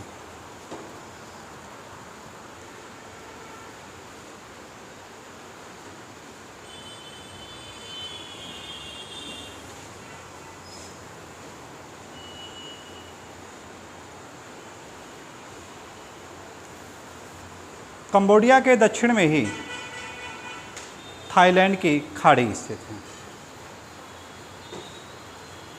थाईलैंड की खाड़ी स्थित है।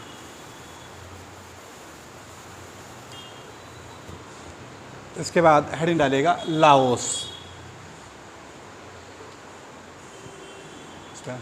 लाओस।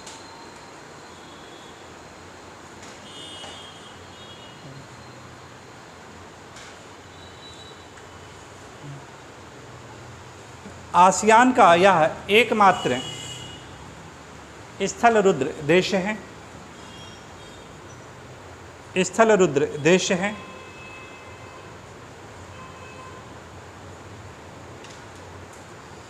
जिसके पूरब में वियतनाम, जिसके पूरब में वियतनाम, दक्षिण में कंबोडिया, दक्षिण में कंबोडिया, उत्तर में चीन,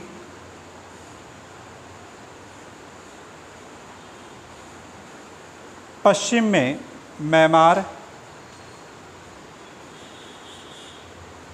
तथा दक्षिण पश्चिम में थाईलैंड, दक्षिण पश्चिम में थाईलैंड स्थित है।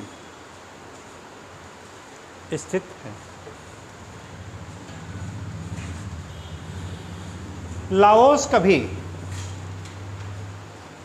फ्रांसीसियों का उपनिवेश था।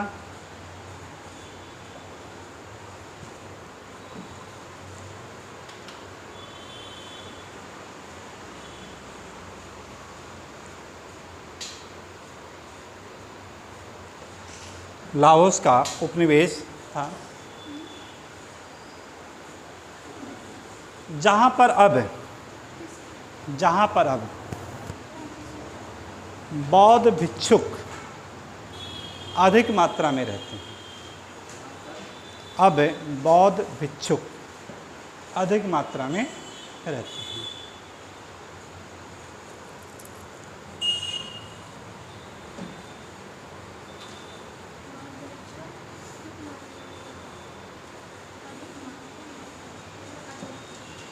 यहाँ का देखिए जो सबसे महत्वपूर्ण है आपका इसका लाओस का, थोड़ा सा देख लिए, क्वेश्चन यहाँ से खूब अक्सर आ रहा है।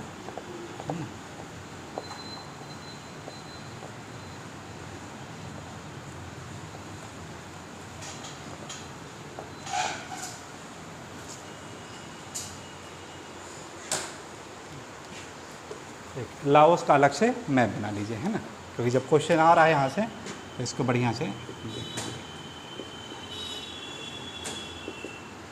लाओस। लाओस।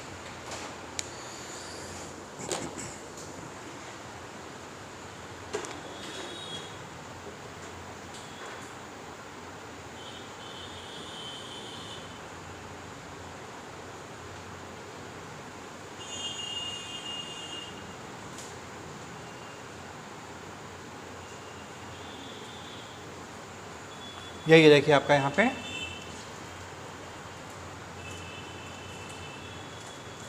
लाओस। इसके पूरब में बताया गया ये वियतनाम,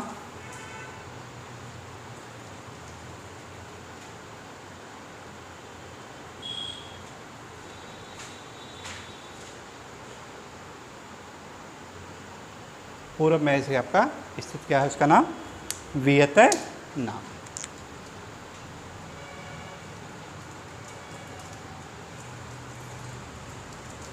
वियतनाम। और दक्षिण में है इसका कंबोडिया,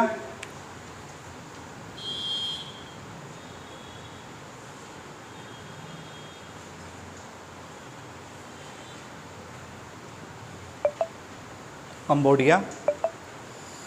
और दक्षिण पश्चिम में है थाईलैंड। दक्षिण पश्चिम में है थाईलैंड। उत्तर में चीन। और पश्चिम वाला जो हिस्सा है ये आ जाता है इसके म्यांमार।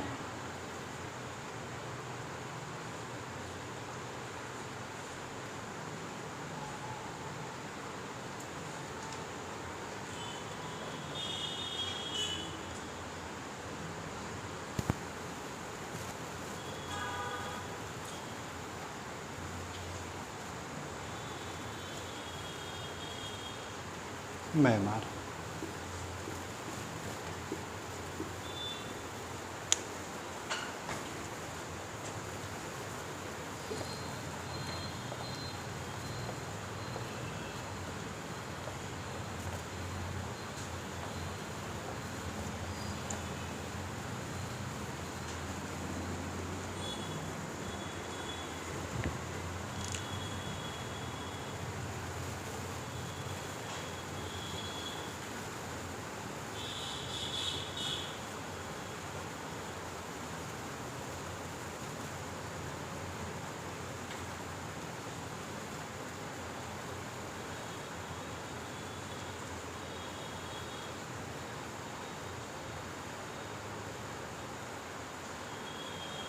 ये आपका यहाँ पे स्थित है इसका भूभाग।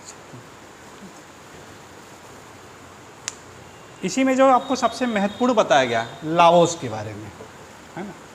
और लाओस किससे रिलेटेड दिखाई, तो एक सबसे महत्वपूर्ण जो नदी यहाँ पे प्रवाहित हो रही है उसे क्या नाम है, मेकोंग नदी। कौन सी नदी है, मेकोंग नदी। मेकोंग नदी जो कि यहाँ पे आपका तिब्बत का पठार है, ऐसे तिब्बत का पठार। और इसी तिब्बत के पठार से ये नदी इस तरह से निकल रही है।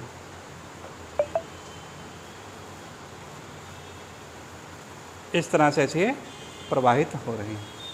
और जब प्रवाहित होती हैं तो सबसे पहले जो सीमा बनाती हैं लाओस और म्यांमार को अलग करती है। ये किसको बना रही है, लाओस और म्यांमार के बीच की बनाती है, ये सीमा बना रही है। इस तरह से आ रही है, लाओस और म्यांमार के बीच की सीमा बना रही है। फिर इसके बाद लाओस और थाईलैंड के बीच की सीमा बनाती है। ये किसकी बनाती है,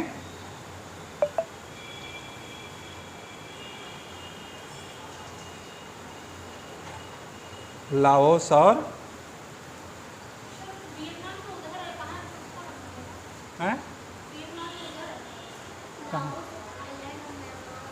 कहाँ से रही है। उसके बाद देखिए कहाँ से आ रही है, ये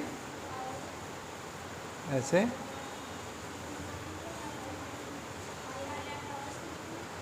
लाओस और थाईलैंड को अलग कर रही है ये, है ना। तो पहली देखिए सीमा किसके साथ बनाई है ये, एक तरफ है म्यांमार और दूसरी तरफ क्या है, लाओस। दोनों के बीच से कौन सी नदी निकली, मेकांग नदी ऐसे निकली, इस तरह से प्रोवाइड हो रही। और जब आगे आई तो म्यांमार के दक्षिण में और पश्चिम में आपका पड़ जाता है थाईलैंड। क्या पड़ गया, थाईलैंड। और इधर आपका स्थित है लाओस, इधर आपका ये स्थित है लाओस वाला पार्ट है। तो इस तरह से थाईलैंड और लाओस के बीच की भी क्या कर रही है, सीमा बना रही है। आज जब ये आगे चली तो यहाँ पे क्या करेगी ये, लाओस और कंबोडिया के बीच की भी सीमा बनाती है ये, लाओस और कंबोडिया। यानी इस तरह से नदी क्या हो रही है ऐसे, फिर यहाँ से दिशा थोड़ा सा परिवर्तित होती है इसमें। यानी ऊपर आपका है लाओस और यहाँ दक्षिण में क्या हो जाती है आपकी कंबोडिया। और फिर कंबोडिया के पश्चिमी भाग से होते फिर जा कर के ये नदी जा कर के ये गिर जाती है। हाँ, इसी के ही से अब ऐसे या पार्ट से ये प्रवाहित हो जाती है। वियतनाम के साथ है, उसका कोई वो नहीं है, ठीक है ना। तो इस प्रकार ये जो डेल्टा बनाती है ये कहाँ पे है, थाईलैंड की खाड़ी में, थाईलैंड की खाड़ी में जाके गिर जाती है। यहाँ आपका है ये थाईलैंड की खाड़ी, ठीक। तो हेडिंग डालिएगा मेकॉन्ग नदी। कौन सी नदी है, मेकॉन्ग नदी से रिलेटेड, मेकॉन्ग नदी।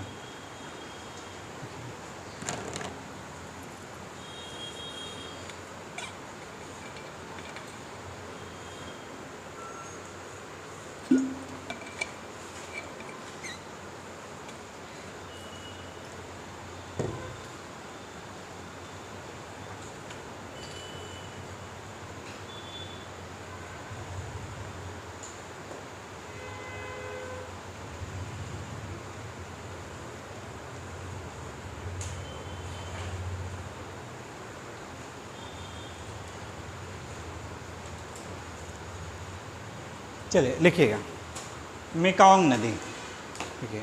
यह दक्षिण पूर्व एशिया की सबसे प्रमुख नदी है।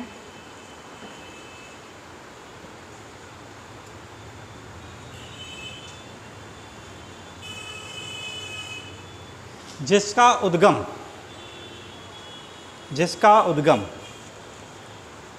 तिब्बत के पठार से होता है, तिब्बत के पठार से होता है, तिब्बत के पठार से होता है।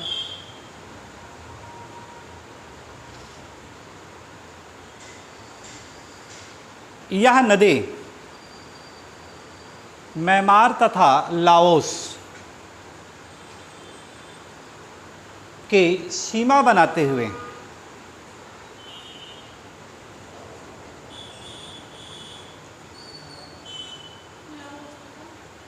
म्यांमार की सीमा बनाते हुए दक्षिण की ओर प्रवाहित होती हैं।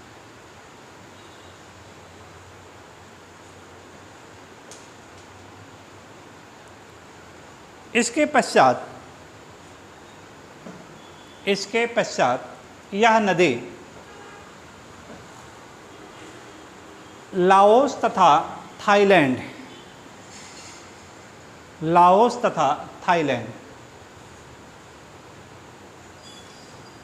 की सीमा बनाती है।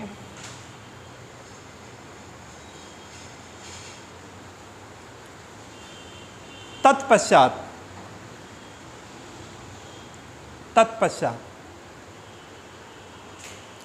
यह नदी पश्चिम की ओर प्रवाहित होती है। सॉरी, पश्चिम नहीं, पूरब लिखिएगा ना, पूरब की ओर प्रवाहित होती है, पूरब की ओर प्रवाहित होती है, जहाँ पर लाओस तथा कंबोडिया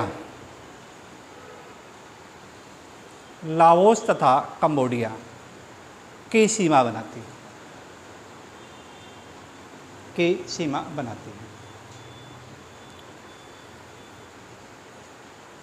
कंबोडिया के पूर्वी भाग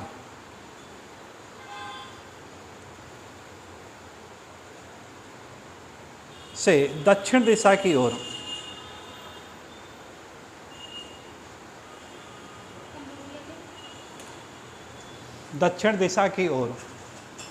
गुजरने के पश्चात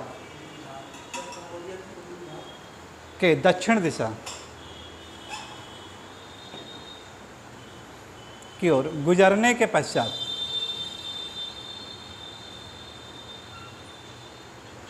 यह नदी थाईलैंड की खाड़ी में गिर जाती है।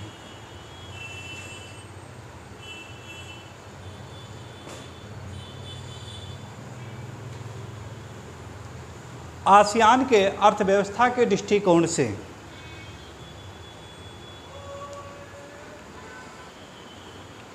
यह नदी सबसे महत्वपूर्ण है।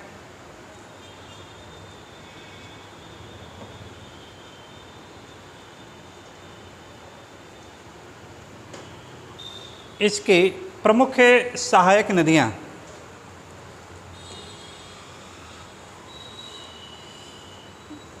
Irrawaddy, Salvin, मीनाम। Irrawaddy, Salvin, मीनाम, red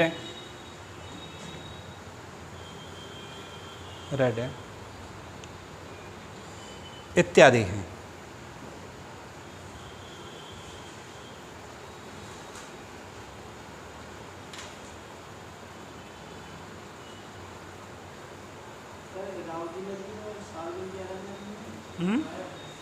नहीं, साल्विन अलग आ जाएगी, इरावदी अलग जाएगी, साल्विन अलग आएगी। अभी मैं अभी इसके बाद पढ़ रहे हैं ना, तो आएगा उसमें, ठीक है। अब इसको पढ़ना हम लोगों को।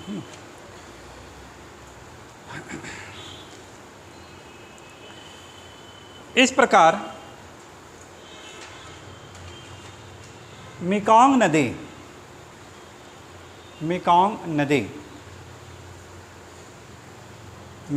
नदी दक्षिण पूर्व एशिया के उपजाऊ भूक्षेत्र में महत्वपूर्ण भूमिका निभाती है।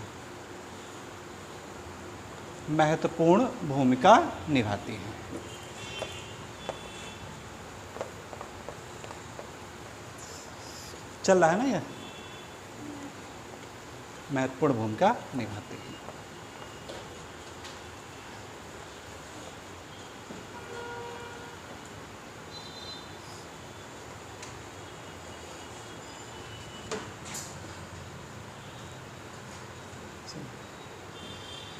अब इसके बाद इधर आपका है म्यांमार, ठीक। तो म्यांमार को पैगोडा का देश भी कहते हैं, है ना। अच्छा हाँ, एक पॉइंट वहाँ पे और लिख लीजिएगा, नहीं भूल जाएंगे, देखिएगा। मेकॉन्ग नदी को दक्षिण पूर्व एशिया की गंगा,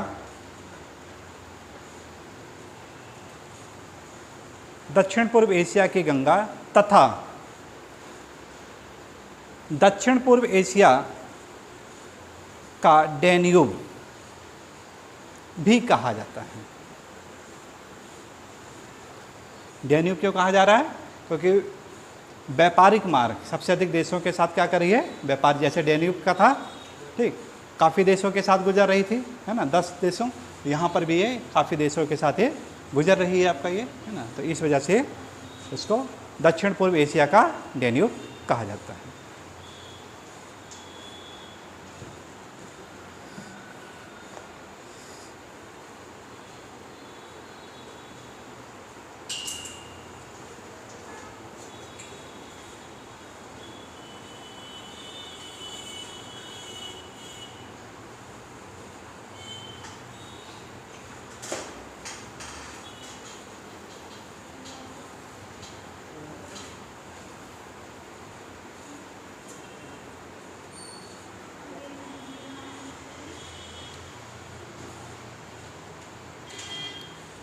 चलिए यहाँ देखते हैं हम लोग म्यांमार।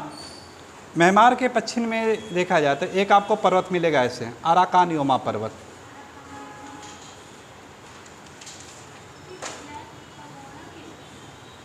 अराकान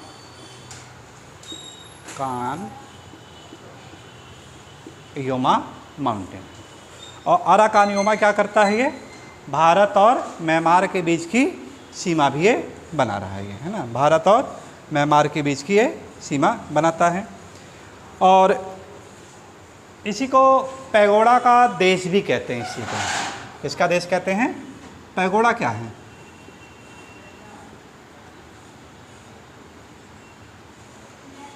हाँ बेटा, ए बच्चे, पैगोडा क्या होता है,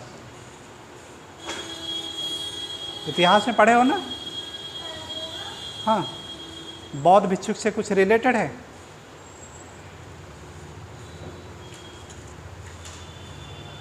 बौद्ध के जो मंदिर होते हैं उससे कुछ है क्या,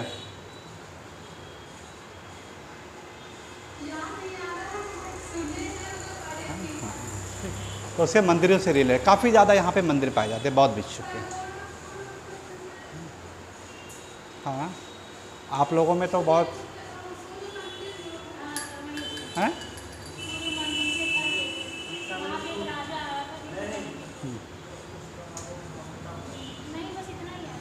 क्या याद आ रहा है, हाँ थर्ड में, हाँ क्या था,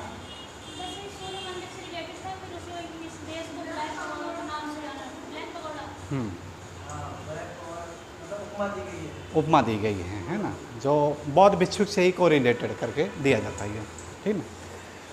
तो इसी को पैगोडा का देश भी कहते हैं ये, ठीक।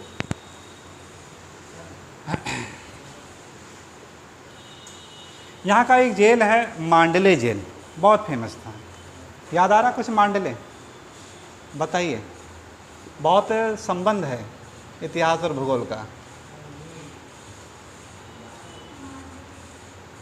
मांडले जेल, किसी को भेजा गया था मांडले जेल में, मांडले जेल में किसी को भेजा गया था भाई। 1937 से पहले म्यांमार तो भारत का हिस्सा था नहीं, 1937 से पहले अगर कोई क्रांतिकारी नेता है, हाँ वेरी गुड, बाल गंगाधर तिलक को मांडले जेल की सजा है, कौन, गीता रहस्य, हाँ जो पुस्तक इनकी आती है, वेरी गुड, है ना, जो तिलक की पुस्तक आती है,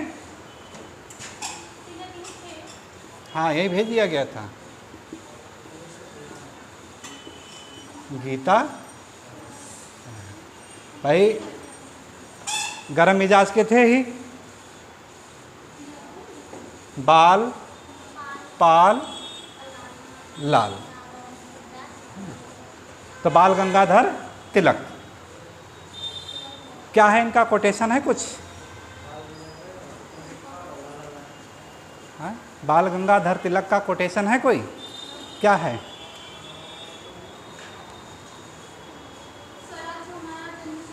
वेरी गुड, है ना, स्वराज हमारा जन्मसिद्ध अधिकार है और इसको हम लेके रहेंगे, ये यानी हमारा राज हमको वापस दे दिए और ले करके रहेंगे, चाहे कुछ भी हो जाए हम इसको लेके रहेंगे इसको, ठीक है ना। और भी है बाल गंगाधर तिलक से रिलेटेड, गणपति बप्पा नहीं है, तो भाई वहीं के तो थे आपके। हाँ है ना, हाँ हाँ, होम रूल आंदोलन, ठीक ना, तो उसके संस्थापक के रूप में जाने जाते हैं, है ना, होम रूल आंदोलन से रिलेटेड। और क्या है, गणपति उत्सव से रिलेटेड है ये, है। तो गणपति उत्सव देखिए है क्या चीज़ ये, कि एक लोगों को आपस में बांधने का कार्य।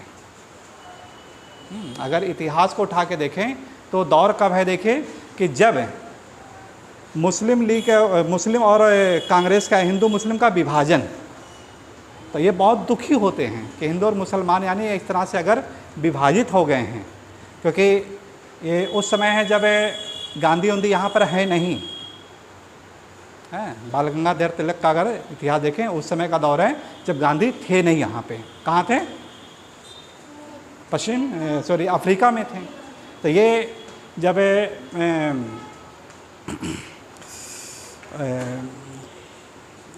इसका विभाजन हुआ रहा 1905 में, है, कांग्रेस का विभाजन हुआ है, बंगाल विभाजन, है ना। तो बंगाल विभाजन से बहुत ज़्यादा दुखी भी होते हैं ये, है ना, बंगाल विभाजन से। और आगे चल कर के ही मुस्लिम लीग का स्थापना का कारण बनता है, हिंदू मुस्लिम एकता। और 1915 में दोनों को एक मंच पे लाने का कार्य भी किया जाता है। तो यहाँ पे जो ये उत्सव है ये एकता का कहीं ना कहीं परिचायक है, ये है ना, ये जो एकता का परिचायक के रूप में है ये। तो यहीं पर इनको ये भेज दिया गया था मांडले। कुछ और भी अंग्रेज लोग इनको उपमा दिए थे क्या, कुछ टेररिस्ट से रिलेटेड इनको कहा गया था, आतंकवाद भी साथ घोषित कर दिया गया था इनको, इनके रवैये को देखकर। हैं, किसने, सिलो ने, क्या सिलो, सिलो, अच्छा, वैलेंटाइन सिलो, क्या कहा था, है, कुछ आतंकवाद से रिलेटेड इनको दिया गया था, टेररिस्ट से रिलेटेड, है ना। तो ये होता था जो भी यानी अंग्रेज़ों के अगेंस्ट गया तो तुरंत इन्होंने क्या कर दिया, उसको देशद्रोह यानी घोषित कर देते थे। तो सुनो, ठीक, अच्छा, वैलेंटाइन सिलो, अच्छा, जो वैलेंटाइन मनाया जाता कुछ उन्हीं से नाम तो नहीं है क्या, वैलेंटाइन डे जो सेलिब्रेट करते उन्हीं के नाम से है क्या, वैलेंटाइन सिलो से। चलो, अच्छा, और भी किसी को यहाँ पे स्थापित भेजा गया था, बड़ा बदनसीब है जफ़र जिसे 2 गज जमी भी ना मिले अपने मुल्क के लिए, रंगून, इसी के पारंगून में तो था मांडले जेल, है ना, है, बहादुर शाह जफ़र, ठीक, अंतिम मुग़ल बादशाह, अंतिम मुग़ल बादशाह, उसको यहीं पर यानी भेज दिया गया था। तो इस तरह से म्यांमार का अगर, हाँ बेटा, हाँ ये याद आया, ठीक ना, इनको अशांति का अग्रदूत, अशांति अग्रदूत, इन्हीं को तिलक को अशांति का अग्रदूत यानी कहा गया था ये, ठीक ना। तो बहादुर शाह जफ़र का भी नाम देखिए म्यांमार से को रिलेटेड। तो आज जो म्यांमार है इतिहास के परिप्रेक्ष्य में बहुत महत्वपूर्ण है एक तरह से, है, जो हमारे ऐतिहासिकों और बौद्ध भिक्षुक का सबसे बड़ा एक है भी एक महत्वपूर्ण स्थान यहाँ पे। और करंट में देखा जाए तो कोई जनजाति है, उस जनजातियों से को रिलेटेड था,